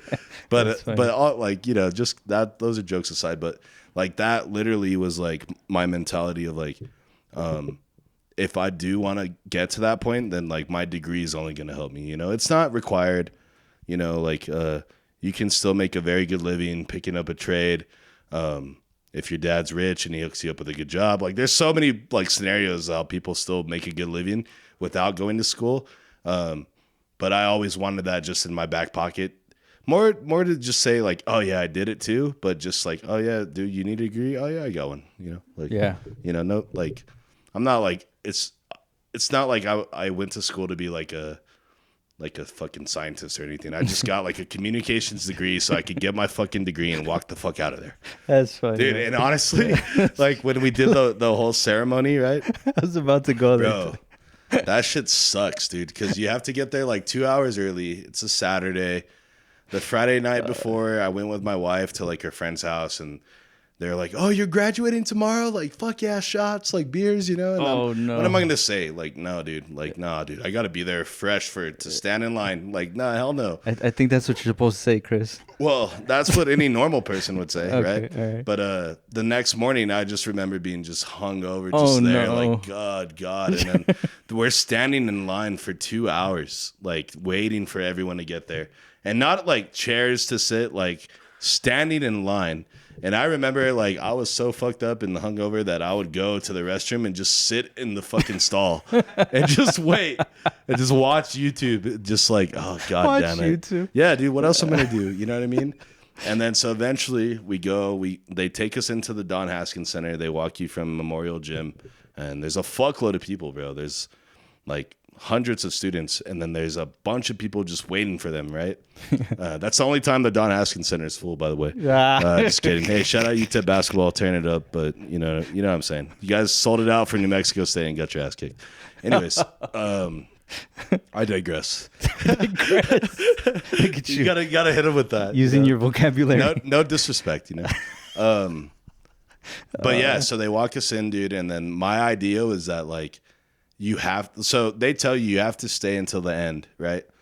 And I was like, hell no, bro. My last name is Marquez. I'm in the middle. As soon as they get to me, I'm going up because they don't even give you the diploma there. What? They give you like it's just a placeholder, and your diploma gets mailed to you. So you don't get anything but your picture taken with with whoever's handing out the diplomas, usually the dean or the president. Yeah. And so unless you want to buy those pictures so you can have them, like that's the only thing you're really going to get out of there. Plus what you do outside with your family and friends, right? Right. So I just remember they called my name, and I'm like, I'm going to go up there, and then I'm going to ask the guy on the way back for the bathroom, and then I'm going to fucking dip out of here. And that's exactly what I did. Really? Yeah. So like I went, they called my name. I said, what's up? They did, whatever. You come down, they walk you back to your seat. And then like right when I was about to get back to my seat, I'm like, hey dude, I need a fucking piss. Like fucking crazy, bro. Like for real. And then he's like, yeah, right there. There's a fucking bathroom right next to the exit. And I was like, right by the exit? Like, he's like, yeah, like bathroom to the left, exit to the right. And then I was like, all right, yeah, I'm going to go to the left and then I'll be right back. So I go in the bathroom and I turn, I see he's not looking, and I didn't have to use the bathroom, dude. I just wanted to get the fuck out of there. Wow. And so I got out of there and I went and I just called my family and I was like, I'm already out. Come take pictures so we can get the fuck out of here before the traffic is crazy. They're all like, all right. Yeah, they were all inside. They all thought I was still in there. And then I start calling like my dad and my mom, and I'm like, no, I'm outside. Meet me here. Like, we don't need to wait till the end. Like, I don't care about the kid with the Z in his last name graduating. I don't even know that guy. But let's get out of here before it gets fucking crazy packed, because it gets crazy when they have their commencements. But yeah, dude, that shit was funny, and that's how I did it. I was like, that's enough. I could picture you like walking the stage and stuff, just like all hungover and defeated. Like, yeah, all right. Well, my biggest thing was like, I didn't want to fall, dude. I was like, I can't bust my ass going up here. You know what I mean? So I was like, let me get that. Let me nail that. And then we're out of here. Like, you know what I mean? Damn, man. So that's how it was, honestly, man. But yeah, man. It's very commendable, man. Very, like, I give you props because I know it's a journey. Like I said, I think life really rattles us. We might have like these dreams and all these goals and stuff, but like life is a motherfucker, man, dude. And it'll shake you up, rattle you, and it's like, and just spit you out, and it's like, go ahead, I want to see you do that shit. And now. I'm not even like complaining, because I haven't even had that rough of a life, honestly. Like, I mean, considering like I still have both my parents. Like I still have my wife. I haven't lost like a true good friend or anything, or like I've lost some close family members with time. Everybody's going to. Yeah. But I haven't had like that devastating moment yet, which will come, because it happens to everyone. But I'm thankful for like the life that I've had. I did get in some trouble back in the day with the law, like, you know, like just like anybody else here in El Paso, you know, a couple probation years, you know, nothing crazy. Shit got dismissed. That's another story. But besides that, man, I mean, that was like the only major hiccup that I feel like I've had. But it all builds you. It all builds you into the person that you are, and like it sets you up for who you're supposed to be. You know what I mean? Yeah, man, like that shit gives you character, man. But again, I just want to commend you and thank you. Like, thank you guys, like as a group, you know what I mean? Because like I said, I wasn't in a good space at all, dude. Right. So it was nice to, you know, get some laughs and learn, which is the crazy part. You know what I mean? Like you said, maybe all the guests weren't for everybody, Right. but definitely like, you know, you would at least learn something about the city, Right. about how they came in, if they weren't from here, how they ended up loving the city, falling Right. in love, and then just staying here, like, and you're like, oh shit, and then like I said, just sprinkle in some laughs and stuff, and it's just like you have no idea how I'm appreciative of Right. of those moments because I needed them, Right. like And me personally, and that's why that's why I took it so seriously, man. Is because like, and at the end of the day, it was a craft, really. Yeah. You know what I mean? Like, it was never just to turn on the mics and run. It was like there's some production behind this. Nothing scripted, but this isn't just like this is thought out. You know what I Yeah. mean? And like the theater of the mind of having Joe around, of having Blue, and having all these people in the back, and my sister as a producer, and Misa as a co-host, and all that was like, when I started it, was like I envisioned that, like, this is what I want. I want a co-host. I want an ensemble of fucking people behind the scenes, because that's how you build theater of the mind, which in the podcasting world, that is really what it is that you're building, because at first there is no video, or like I didn't have video. So how do you translate what's happening here in this room to somebody audio wise, and then build their own vision of what it is that they think that's happening, you know? And so all that builds that theater of the mind, you know what I mean? Yeah, it is an art. It is an art, and to be able to dedicate yourself, you know, like we were saying, like we all have lives, but then to know how much you have to dedicate, you know, for it to be up, you know, meet that bar and not go under. That's work, man. Yeah, It's a lot of work. It's a lot of dedication. It's a lot of sacrifice. Right. You know what I mean? And I think that's the part where people, you know, when they find out, like, oh, what are you doing? Oh, you got a little thing going on. Oh, okay, so you want to be famous? Right. Okay, right. that's what you want. It's like, well, not necessarily. Right. You know what I mean? I mean, there's some aspect of that's true, right? Yeah. Because like, and this goes back to like, I don't think we talked about this a lot in the last interview that we had, but we had mentioned it as like the music thing is like that. That's where I started, man. Like, you know what I mean? Oh, that's right. Is that, and shit, the other day, me and Blue, I found my old iPod, 120 gig original fucking old ass iPod, bro. Yeah. Plugged it into the Mac, let it charge up. iTunes is gone now. They don't even have iTunes anymore. Yeah. It's all Apple Music. The iPods are not supported through Apple Music anymore, so you can't access anything, right? So I was scouring the fucking internet. I found a third-party MP3 playing software. I plugged it in, and it read the fucking all the music on the iPod. Really? And a bunch of the music that I had made is on there. Wow. So I was showing Blue, like playing all this music back, and he was like, "This is you?" And I was like, "Yes, bitch. What do you mean?" Like, yes, that was me, because that's where I started. And shout out my homie Sam SGT. Me and him, like, we really did kind of like what we did with the podcast, but with the whole rap thing. We didn't get as big, but I mean, we ran with it, and like that's where I learned like the work ethic and trying to put out, if I'm gonna put something out, I want it to be quality. And then like obviously if you're gonna rap, dude, you're gonna do it because you like being the center of attention, you like being on stage, you like the eyes on you. And when you get to the podcast, it's the same thing. It's like when the lights go on, when the mics go on, you're on stage now. Yeah. You know what I mean? Yeah. And we never would do a podcast and like start it and then I'd fuck up and be like, oh, start it all over again. Like, no. We start it, we do it, one cut, one take, just like you do in the rap game. Like one take on this verse, let's get it, let's knock it out. You know what I mean? Yeah, yeah. And so those two things, even though they're two different crafts, there's similarities in them. There's similarities in why you do them, how you do them, and the quality of like what you want it to sound like or to look like for a podcast.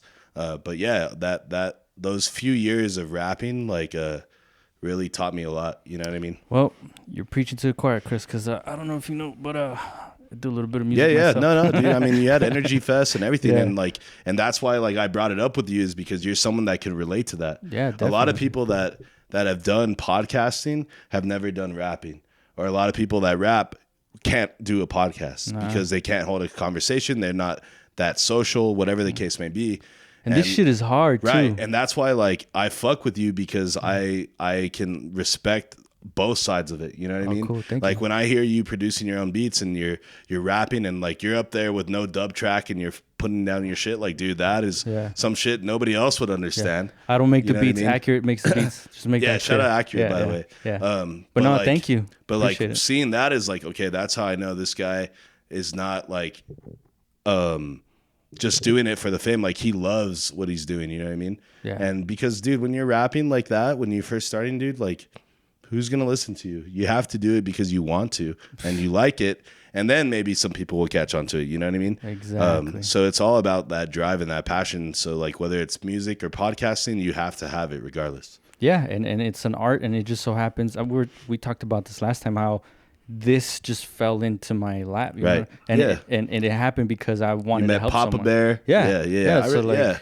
We talked about all that and like and it's cool because like you see like how like those two worlds intertwine. You know what I mean? yeah. But which at the a lot same of people time, don't. yeah, it's like, well, yeah, it's like you said, to your point, like, well, if I'm gonna do this, I got to do it right. Right. So I just start honing in, Mm-hmm. and again, thanks to you guys, I was like, okay, I think it's time to, level Right. up again. Right. You know what I mean? And that's why like the whole idea of leveling up the podcast was like I got it from leveling up the raps because when we started rapping, bro, I was rapping into my Mac mic. I was rapping into the mic that's like mounted into the Mac. Oh, shit. Not even an external mic. So that's how we started. And then eventually it was like, okay, we got to USB mic and then we got to like a proper studio working with the producer, like mixing and mastering vocals and all that shit. Like the very first rap songs that I have sound like ass compared to the ones that at the very end were like, it was like, oh shit, I could hear this on the fucking radio. Yeah, You know? but it's almost like it has to be like that. Yeah. You know, they Yeah. have to suck. And the same thing with the podcast. First episodes, I sucked. I was fucked up interviewing people.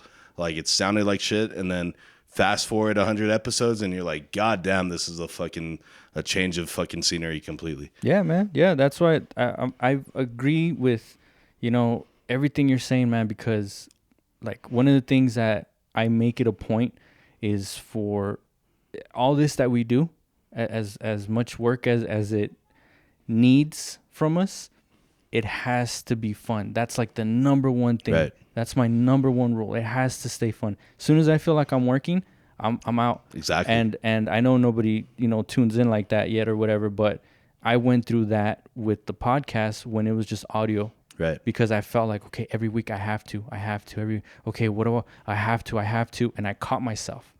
Because now I wasn't even having fun anymore. I felt the way you felt. Right. I was like, You're just meeting an objective. like I you know? got to do this again. Right. I got to do this. And I'm like, ugh. It was Yeah. because I have fun setting everything up. I like it.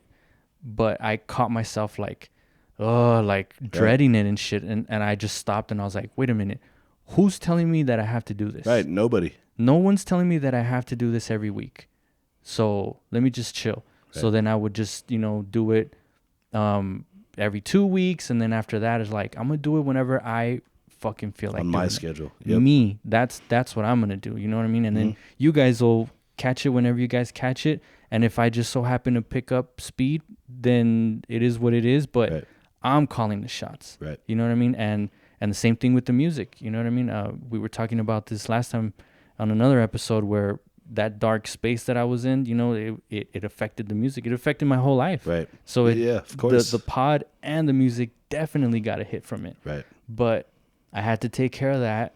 Then once, that was taken care of, all right, let's get back into the groove of things. Yeah. Nobody's telling me that I have to do this, but I want to do it because I have a goal. I want my life to be a certain way, and I know I have to make sure these things start. You know what I mean? Yeah. You talk about like a lot about being in that dark place. Like you're like everything's better now. Like everything's Oh yeah, man. Yeah, I'm a good because I'd gotten a knee injury. Okay. Yeah, and there's that whole process. It was dude, I it was can only at work, imagine, bro. And I learned a lot, man. And Were you like immobile for a while? Like you couldn't move really, or like? Yeah, well, it would hurt.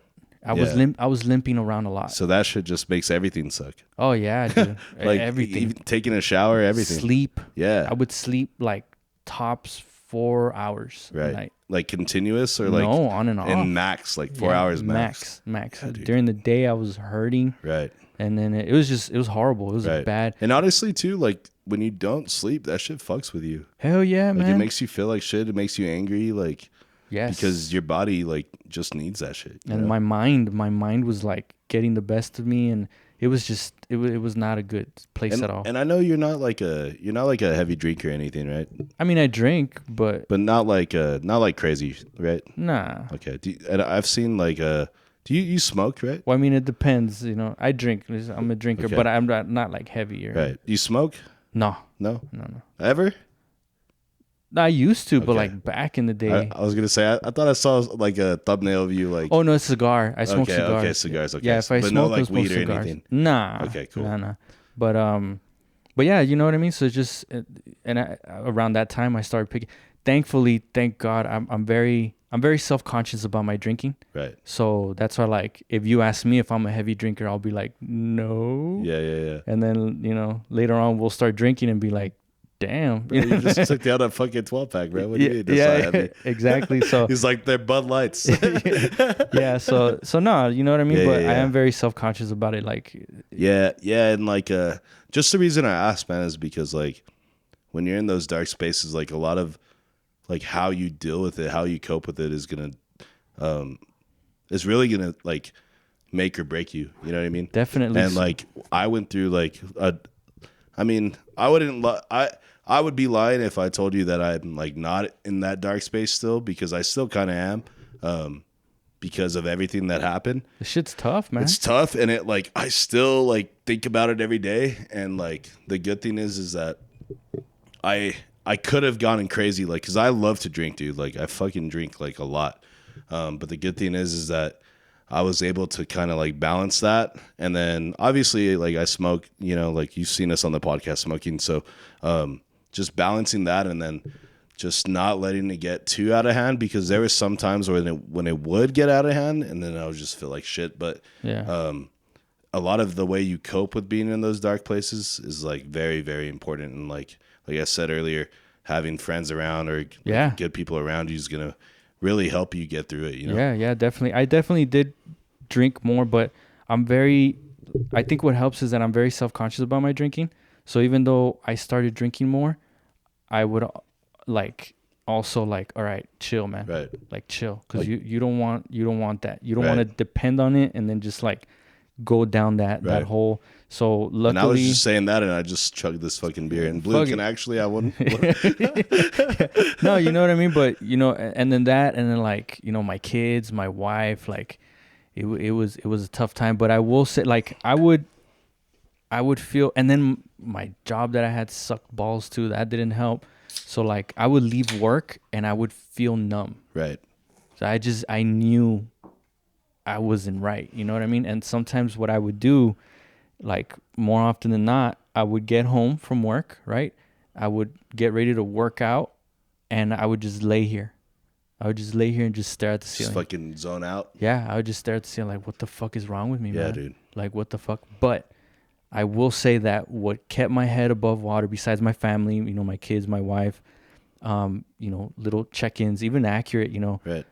Was I would be here and I would like just ponder, but then I would like snap myself out of it. I would watch, I wouldn't watch, I would play Michael Jordan and Kobe highlights. Oh shit. Or like motivating videos that they have. Right. Dude, I didn't even know they had so many, like, and I would just search them, motivation, work ethic, and like all this shit. And that shit would just like Yeah, if those fuckers don't inspire you, bro, I don't know what will. And that would especially Kobe. Yeah, and that shit would just get my blood going, and I'm like, okay, I need you right now, dude. Like I need you to pull me out of this fucking hole right now.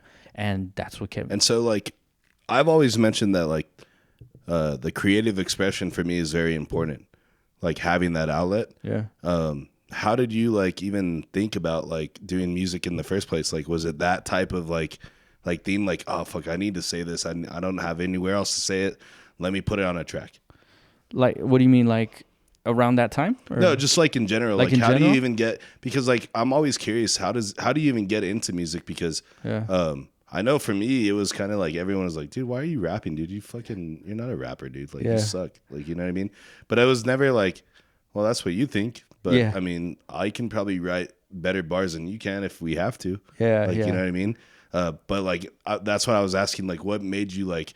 I know for me, like I wanted to start rapping because like when I was in high school, like Lil Wayne, Drake, fucking that was like everything. Like everything was that. And to me, like I'm not gonna lie, I wanted to be Drake. You know, I wanted to be Lil Wayne, and like I was like, why not? Like you know what I mean? So that's where I got it from. But like I was just curious, like where your background came from. Well, like. I don't want to sound like cliche or anything, but like I feel like hip hop raised me, right? Right. Because like I didn't, hip hop saved my life. Fiasco, you know? Yeah, that type shit. Because like it was around me, without me like really knowing and stuff. So I was like little, so I would go, and I promise I'll answer the question.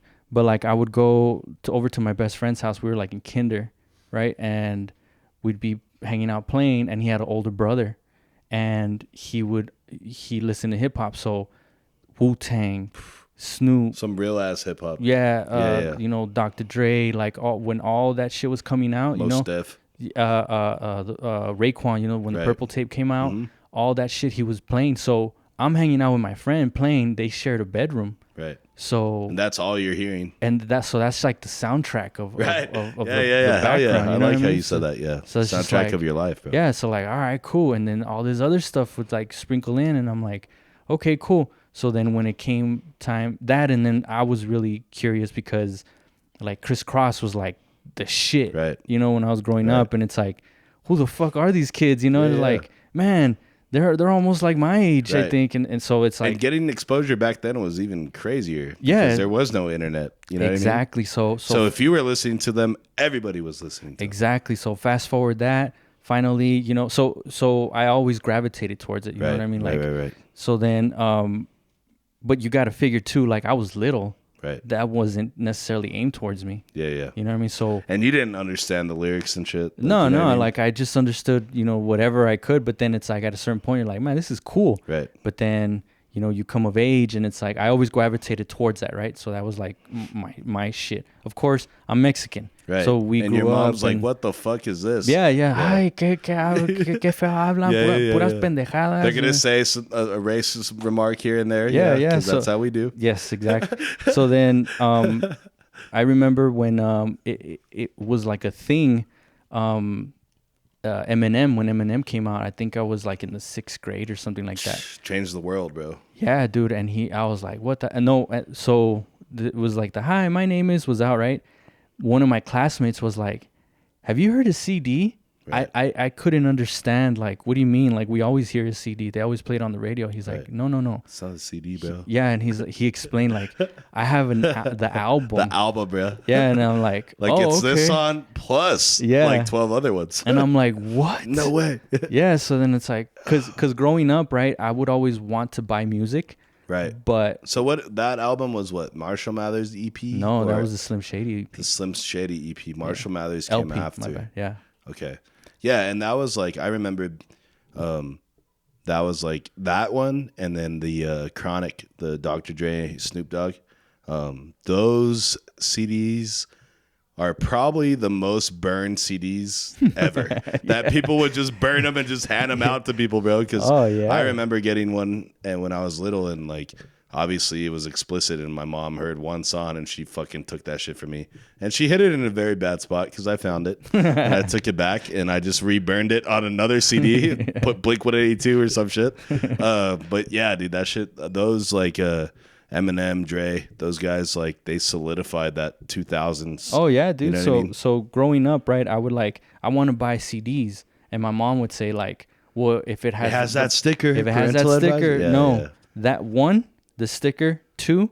How much are those? Right. No. Get these over here. The Right. ones that are like $3. Yeah, the new like that. CDs were like So- $12.99, $14.99. But she would steer me towards the singles. Okay. Yeah. What is this? And I'm like, what the hell is this? It's like, yeah, just get the CD with like the one or the two One songs track. with the instrumental part. Right. So then she would like steer me towards that. So like the whole album thing, I didn't really Yeah. You didn't grasp it. understand. And I so didn't. I felt the same. Like once I started getting into hip hop, because Yeah. like I was always into music, but I was more into like excuse me, I was always into more like pop punk, like Blink 182, Green Day, yeah, Fall Out Boy, fucking Puddle of Mud, fucking Stained, just like your typical like 2000s Matchbox 20, fucking Three Doors Down, shit like that, you know? yeah.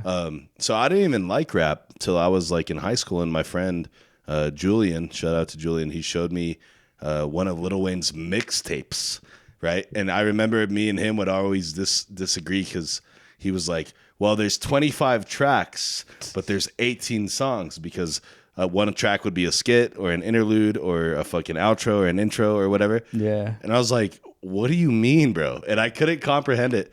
And then once I started diving into it, I fucking realized what it was. But it was just funny, like not having that knowledge. And now it's like fundamental, like everybody knows that shit. And you grow into it. So yeah, so then he's like, oh yeah, I'll show it to you. My sister got it or whatever.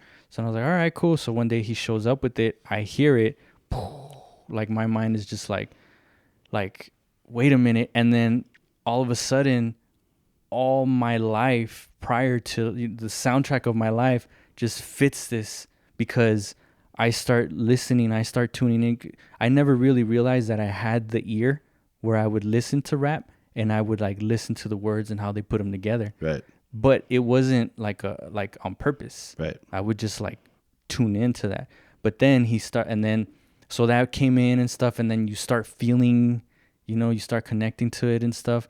Then the Chronic 2001 comes out, and then he starts mentioning, NWA and, all this stuff. And I'm like, what the hell? What is that? Yeah. So then I start doing my research. I Right. start looking back, and I'm like Like an Eazy-E. yeah. And I'm like, Eazy-E, like, wait, Dr. Dre was in Right. there. Wait, Ice Cube was in there? Right. Like what? And, Wait, Snoop? Yeah. Young Snoop? and then I'm connecting all these dots at the time, right? Right now it's like, duh, Robert. But back then, Yeah, in hindsight, it's like, yeah, dude. yeah, like I'm Figure it out. I'm a kid, and I'm like, wait a minute. So the same guy that found Eminem. Wait, so Dre's producing all of these? Yeah. Like, you know Yeah, what I mean? dude. And my mind is like, No wonder they call him the fucking doctor. yeah. So dude, I'm it's like just- connecting all these dots, Yeah, and I yeah. fall more in love with Right. it. And I'm just Yeah, like, yeah. oh my God. So now it's like, and then I'm coming of age. So now it's like, I have this thing called hip hop, and I'm just like, this is mine, man. Right. Like, I'm never letting this shit go. How old are you, dude? Huh? How old are you? Right now? Yeah. Oh, 38. 30. Okay, Yeah. so you're 4 years older than me. Yeah. But we still were in that same age bubble. Yeah, yeah. You know what I mean? So then, fast forward or whatever, I start connecting with he used to be my best friend. We started printing out lyrics, right? Because we started liking like all these songs and stuff. We found this website where like, Rapgenius.com. yeah. So then we start printing all this shit out, and we start like memorizing them. Yeah. And then we have like a mess of just like all these lyrics on the floor and shit. Yeah, and that's we're like, dope. yeah, like hell yeah. And then one day he was like, hey man, we should rap. And I'm like, and it got me nervous, and I'm like, yeah. But then right. it's like, what do I say? Yeah, like, what the fuck do I rap about? Because we would Right. rewrite the lyrics Okay. of songs. You know what I mean? Like we would read them and stuff, but then sometimes it was just a practice thing that Right, we would right, do. right, Like right. we give each other, like I would give myself an assignment. Like, Right. ooh, I like this song. And then I would just like play, rewind, play, rewind, play. Shit, what was that last word? Okay. Rewind, play. And I would have the whole, all the verses and stuff. No one told me to do that. I Right. would just do it because I'm like, I'm appreciating, and then I'm literally seeing how they're connecting everything together and shit, and it like boom, it would just blow my mind, and I'm like, this shit is fucking awesome, man. Like, how is this not like, so me and my friend would connect on that shit because he would do the same thing. Right. So then, yeah, he brought it up. So that was the first time we're like, yeah, do it. But then it's like, this shit isn't easy, man. Yeah, dude. You know what I mean? And then it takes forever to fucking record a song because... Especially back then. Right. And then when you like, okay, so you don't know any better, right? Because you don't have a producer that's punching you in right when you messed up. You're literally redoing the whole 16-bar verse every time, just hoping that you're going to hit it right this time. No, stop there. What are 16 bars? Exactly. Like, how do you count bars? What's a bar? Right. What's a bar? Like, all these things. But again, we learn these things because we want to. Exactly. You And then, okay, what the fuck's a bridge? Wait, what? Like, I can't rap on that part. It's too short. Oh, well, that's where you come in with the bridge and you hook this to that. You know what I mean? Yeah. But, yeah, I mean, like, rap is very interesting to me because it's one of my favorite genres of music. My other one is country music. The reason I like country is the way those guys write songs, dude. Yeah. And they're writing bars. They really are. Yeah, they're just not rapping them, but No. they're writing bars and they're writing, like, meaningful lyrics and, like, the same way that, like, Talib Kweli will throw down this fucking line and it has like a double entendre and a fucking like assimilation throughout the fucking, you know what I mean? It's like it's a science and these guys get really fucking good at it, dude. Yeah, man. And that's when you like my friend SGT was a fucking killer at that shit, bro. Yeah. Like that guy was a lyricist because he studied like Black Dot, Mos Def, Talib. Like he studied those fools, like you said, writing lyrics in his, well, he was in math class writing lyrics and shit. For me, I just like the beats. I was like, yo, this is hard as fuck. And then I would get on there and like I like lyric wise was not up to like where he was. But I think he saw that like I was trying and that like I still understood like, okay, we still need to have some rhymes that are nice, that fit, that hit. And like, but my biggest thing was like, I want this beat to be fucking banging too. Yeah. You know what I mean? Yeah. Like a lot of like the old hip hop, like with it's usually just like a loop that they put on, you know, and it's the same fucking sounds. Yeah. I kind of didn't really get like that didn't catch my ear. But the lyrics would always, and then I was like, we just incorporate the two, you know, like badass beat, fire ass lyrics, put them together. Exactly. No, but so, and then it just grew from there, dude. Of course, I would let it go, right? Because it's like, shit happened where it's like, come on, man, let's be realistic. We can't do this. Plus, back then, it's like, where are you going to record? Where are you going to, like, everything that we're talking about, like, how is this really going to, logistically, how is this going to be tangible? Like, we can't really. So then, you know, I left it alone. Years later, after high school, someone approached me and they're like, hey, man, it was at work. And I used to work at a projection, at a movie theater in the projection booth. And this guy just, you know, my coworker, I had just started working there. He's like, hey, man, you rap? And I'm like, this is random. Like, you know, like, yes. And then he's like, because you look like you rap. And I was like, okay. I was like, thank you. No, it's not really. Yeah, like I tried years ago. He's like, oh, man, because we're going to do this and that. And I'm like, what?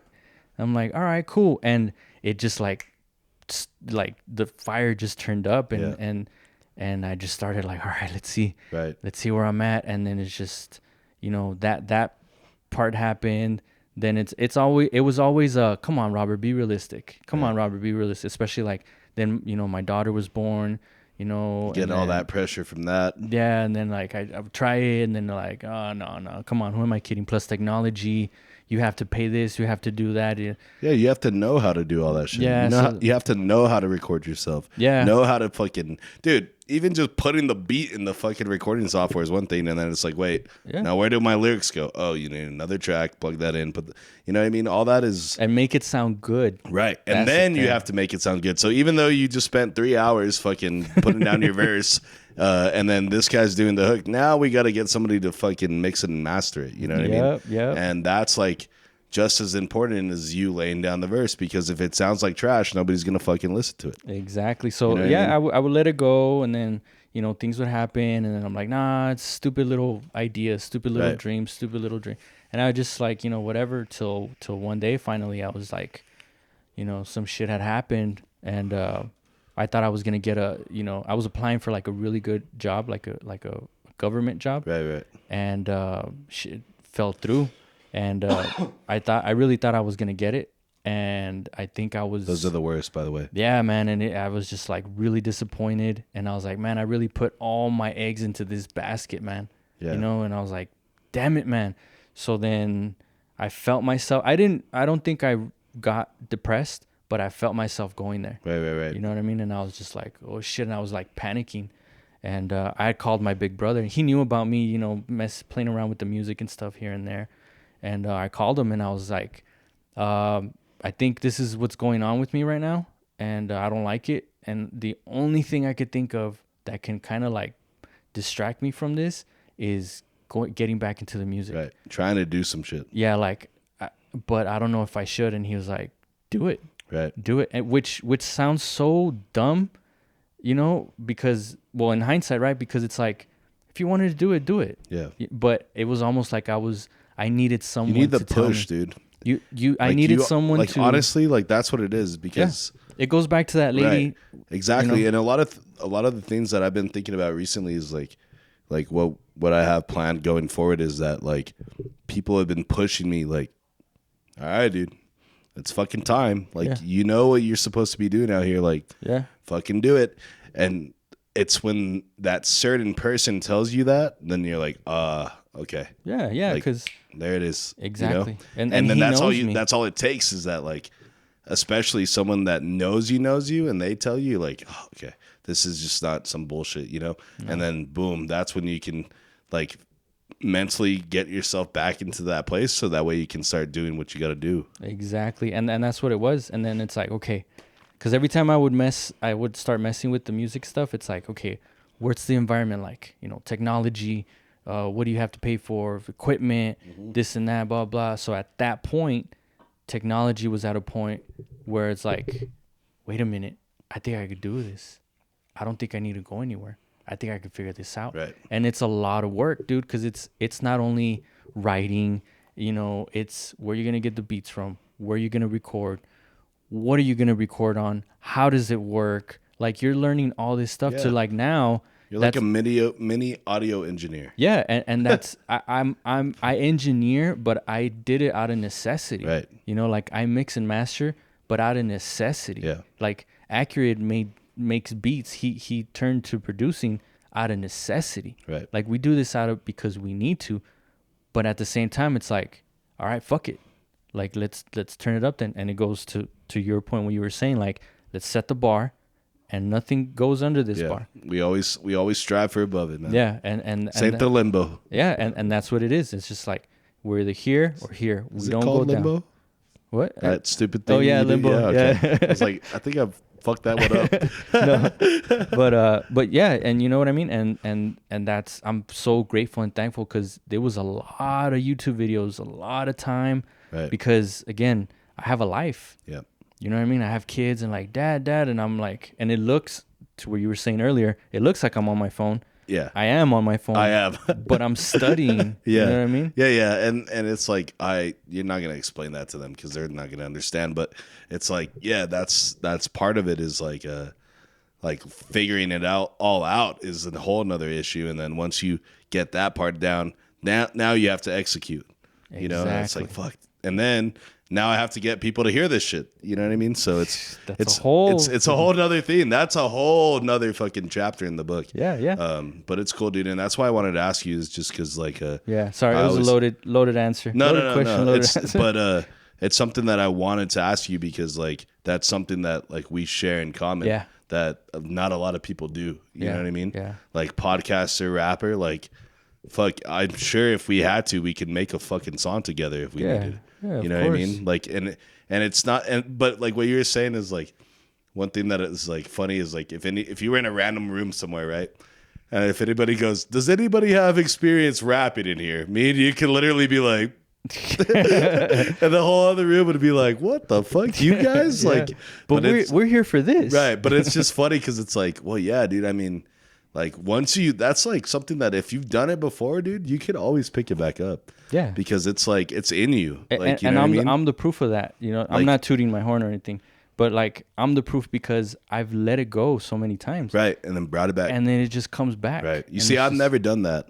Well, I did it once, but like the last song I probably recorded was in like 2013. Okay. This is over a decade ago. So Yeah. I'd be like super interested to see what I would sound like now. But see, Chris, I went years on my gaps too. Yeah. Like the first time in middle school, after that, it was like 2 years after high school. Right. And then after that, it was what? Like 4 years. And then after that, it was years in between. And it was me like getting it, crumbling up, throwing it away. Yeah. Never going to happen again. Just like I did with the podcast. Yeah, exactly. That's why. And shit works out because like now I picked this up, podcasting, which I ended up really liking. Right. Like I said, but I was just trying to help somebody out.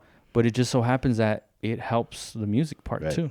So it's kind of like what you're saying, like rapper and podcaster. I'm like, Yeah. fuck, I don't know. I just do this shit. I just do it, bro. Yeah. Whatever. If I see something cool, I want to do it. I'm going to fucking do it. I like it and it's fun. Yeah. You know what I would say, if I'm being honest, I enjoy the podcasting more. Yeah. But it's not because of anything with the music. It's just like it's more natural for me. Yeah. You know what I mean? Like I would struggle writing bars sometimes Yeah. because like a lot of things, like my biggest thing was that I never wanted to rap about something that wasn't true. So like I was never on there like fucking 40 on me, like, you know what I mean? Yeah, like yeah. fucking repping East El Paso, like fucking slanging dope, like fucking pulling up in a fucking Porsche, like, you know what I mean? Yeah. None of that is in any of my raps. No, It's no. all like, if I said it, I either did it that day or I did it the next day. Yeah. And it was like nothing crazy. Like I wasn't like saying like, oh, I got bands on me. Like, no. It was like real fucking shit. Yeah. And so like that was like the same attitude I went into the podcast. Like everything I'm going to say on here is fucking like the truth, Yeah, real. legit. You know what I mean? Legit. Yeah. No, it's nothing. You know how hard it is. You know how Right. serious you have to be to do that. You know, Yeah. like I tell Accurate, I used to make beats, and it's so. I made beats tedious. too. It's I made so beats also. fucking tedious, man. That It's should- so to structure everything, Yep. to be a producer. Dude, to make a It's 3-minute beat is like crazy. No, it's so tedious. Good, right? It has to be good Yeah. too. But because I did it, I know I'm not in the mind space of doing that. Like Right. I have to be living my life. I have Yeah. to be, I'll go to the store, I'm at work or whatever it is. To produce, you have to sit down and fucking Lock the fuck click in. away. Yep. And you're just there. Yep. Right. I don't work like that, Yeah. but because I've done it, I commend Accurate and Right. I tell him like, dude, I give you props because Yeah, and that's what I was saying about like the team understanding their role. Like, you know what I mean? Some people are better at other shit than others, so you focus on that. I focus on this, and then when I need help, boom, we help each other out. And then also you cross like train. Like, okay, this time I might need to produce. This time I might need to record the vocals. And so like making yourself well rounded is like the best thing you can do. You know what I mean? Because like I said, I made a few beats too. I wasn't the best, but I mean, shit, if you needed a beat, give me like 2 hours. I'll fucking cook something up. Yeah, and You know what I and, mean? and that's why I commend you guys because I know what it's like. You know what I Yeah. mean? I know what it's like for like I've written stuff and then I'll send it to him and then he'll be like, "It's not it." Right. You know what I mean? And then okay, I'll rewrite it Okay, again. here we go. Back send to it the him, chalkboard. and then like that's not it. But he'll tell me like I'm not being mean. You know what I mean? I'm being real. Yeah, he's like, I know you could do better. Right. You know, because he believes in me. I'm like, okay, cool. Yeah. No problem. I don't take offense to it because when we deal with each other, we remove the ego. Yeah. And then the next thing you know, when he lets me know, like, that's it right there. Right. And I'm like, yeah, you're There right. it is. And it's like, Yeah. but because he told me that, and that's how I have my team, as far as music goes. I have Accurate. I have my daughter. She has a great ear. Right. I have my wife. She's like dead honest. Even when it's good, she's like, Yeah. and I'm like, Thanks. God damn, man. Like, Tough crowd. she has ice in her veins, Yeah. man. Yeah. And then I have my big brother Who too. are you fucking what's that guy from the fucking American Idol? Simon Oh, Simon Cowell? Cowell. Yeah, you're like, God damn, Simon, chill. Yeah, man. Like, where's your fucking music accolades at? I don't see no Grammys on your wall. Yeah, and my big brother too. My big brother, he'll tell me, like. But you need that though, you know. That's good. But that's why, like, when everybody, and you can't please everybody, Right. No, yeah. You're never going to please everybody. That's another thing, too. But if the majority wins, then you got something. You know and then sometimes you're not even part of the majority. You're the one saying, no, I still like this. And they're like, no, don't touch it. You have to fucking realize, look, everybody else is going this way. I can't just go my way because I'm stubborn like that. I need to go with the flow, as they say. Yeah, and that's what gives me peace of mind is like, okay, everybody cares about me. Everybody cares about what I do. They're being honest with me. They're not hating on me. Right. So just... If they didn't care, they would just tell you what you want to hear, and that's what you call yes man. Exactly. You know and we don't have none of that around here. You know we don't what I have mean? none of that. Because that's where you become stagnant, and then there's no growth because nobody's challenging you. Yeah. Or they see you as the alpha, so they don't want to step to you because they don't want to make you mad. No. You know, but it shouldn't be that way. And sometimes, like, it takes a long time, and you bust your ass to get it that certain way, and then for them just to be like, no, in your mind, it's like, but this took me forever. Right. You know what I mean? But that doesn't matter. And it shouldn't. It shouldn't, yeah. You know what I mean? If it's not good, You're not good. You're asking for their fucking opinion, bro. Exactly. So you have to be ready for whatever they tell you. Yeah, you gotta be vulnerable, and being an artist, you're so vulnerable because you're putting yourself out there. Yeah. I feel you. But so, okay, real fast before we wrap this up, I had a question for you, and it's just a funny question, and it goes back to the old episode that we did. Yeah. Remember when we were in here, and then I said some shit about like baby back ribs. I don't know if you remember this. It's a stupid little comment, right? But I meant to say like piggyback off of what Misa was saying, and I said baby back, and then we were laughing because you're hungry, you're starved, whatever. Yeah. So you're hungry, right? No. What I'm getting to is that I made a comment that like, because you were like, there's an Applebee's down the street, and I go, no, fuck no, Chili's always. Oh yeah. So my question to you is, Chili's or Applebee's? Oh, Applebee's. Oh, you motherfucker. No. Fuck Chili's first. What? No, what? Let me tell you. Fuck Chili's? Yeah, well, I've only been there twice. Oh, dude. And both times I've gotten the shits. Like I ate at Taco Bell. Like no shit. Okay, sometimes that happens though. So twice. Nah, man, fuck that. That. Sometimes it happens, man. Nah, you know what I mean? Nah. Every time I go to Panda, it happens. Yeah, no. So it's personal. It's personal. But you really don't like Chili's? Nah, man, because of that. Because of that. Other than that, food was. I think it was decent. Bro, from what I remember. Chili's is the shit. But it was me and my wife. Literally the literally. Shits. No, man, fuck that. I don't know. I wanted to ask that just to tie it back in because I thought it was funny. That was funny. But the one thing that I will give Applebee's is that buffalo sauce on their wings. Good God. Man, you know man. what I mean? Like, stupid. Yeah. And then fun fact, Buffalo. Applebee's was actually my first job. Really? I was 15 years old as a busboy there. Wow. Yeah, I saw some foul shit in the kitchen. Oh, that's why you don't like it? Yeah. No. I mean, I still fuck. We could go to Applebee's right now.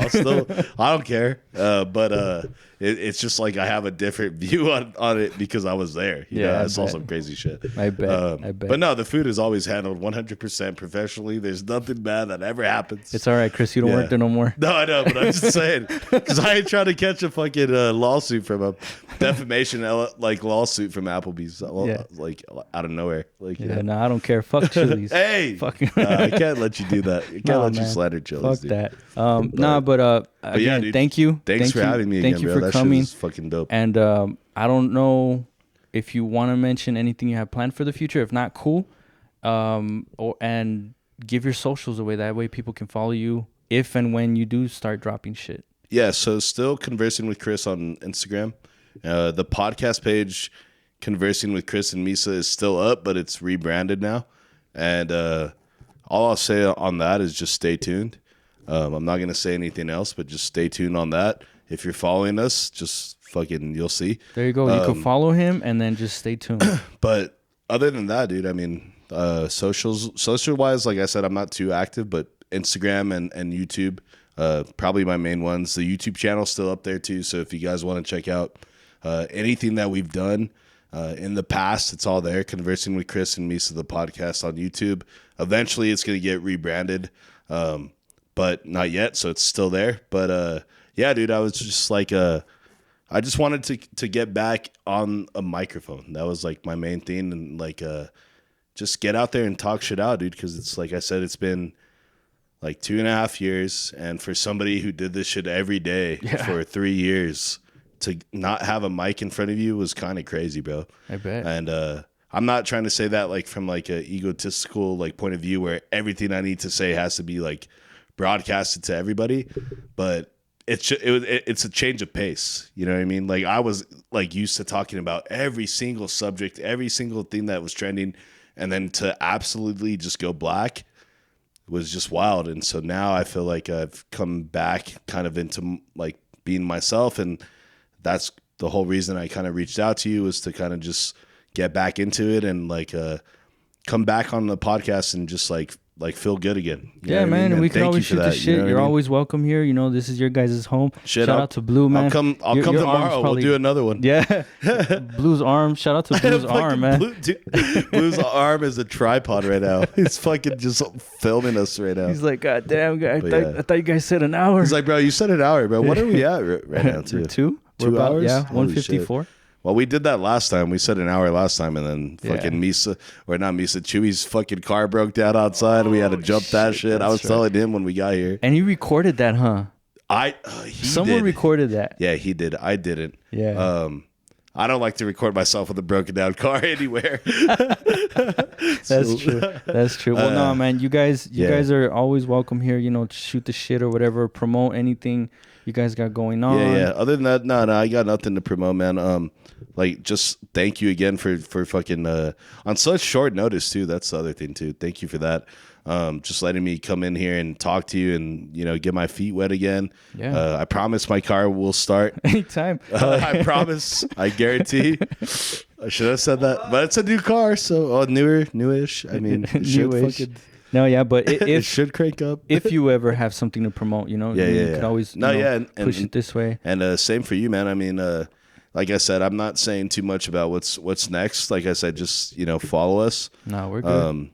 But this probably won't be the last time you hear me back on the microphone anytime soon. So just be ready for more, you know? Yeah, definitely. Well, you know, that's how that shit goes. I'm a little rusty because I haven't done this in a while either. All good. I haven't done this in years. Yeah. So again, Chris, you know, thank you for being here. Appreciate you, brother. I am Rob D. I know you can't see him, but Blue's been here. It's my boy, Blue. Yeah. Hovering this whole time. And I am Rob D. And this is a Puras Pendejadas podcast. And I'll be dropping this shit whenever the fuck I want to, all right? See ya. Later.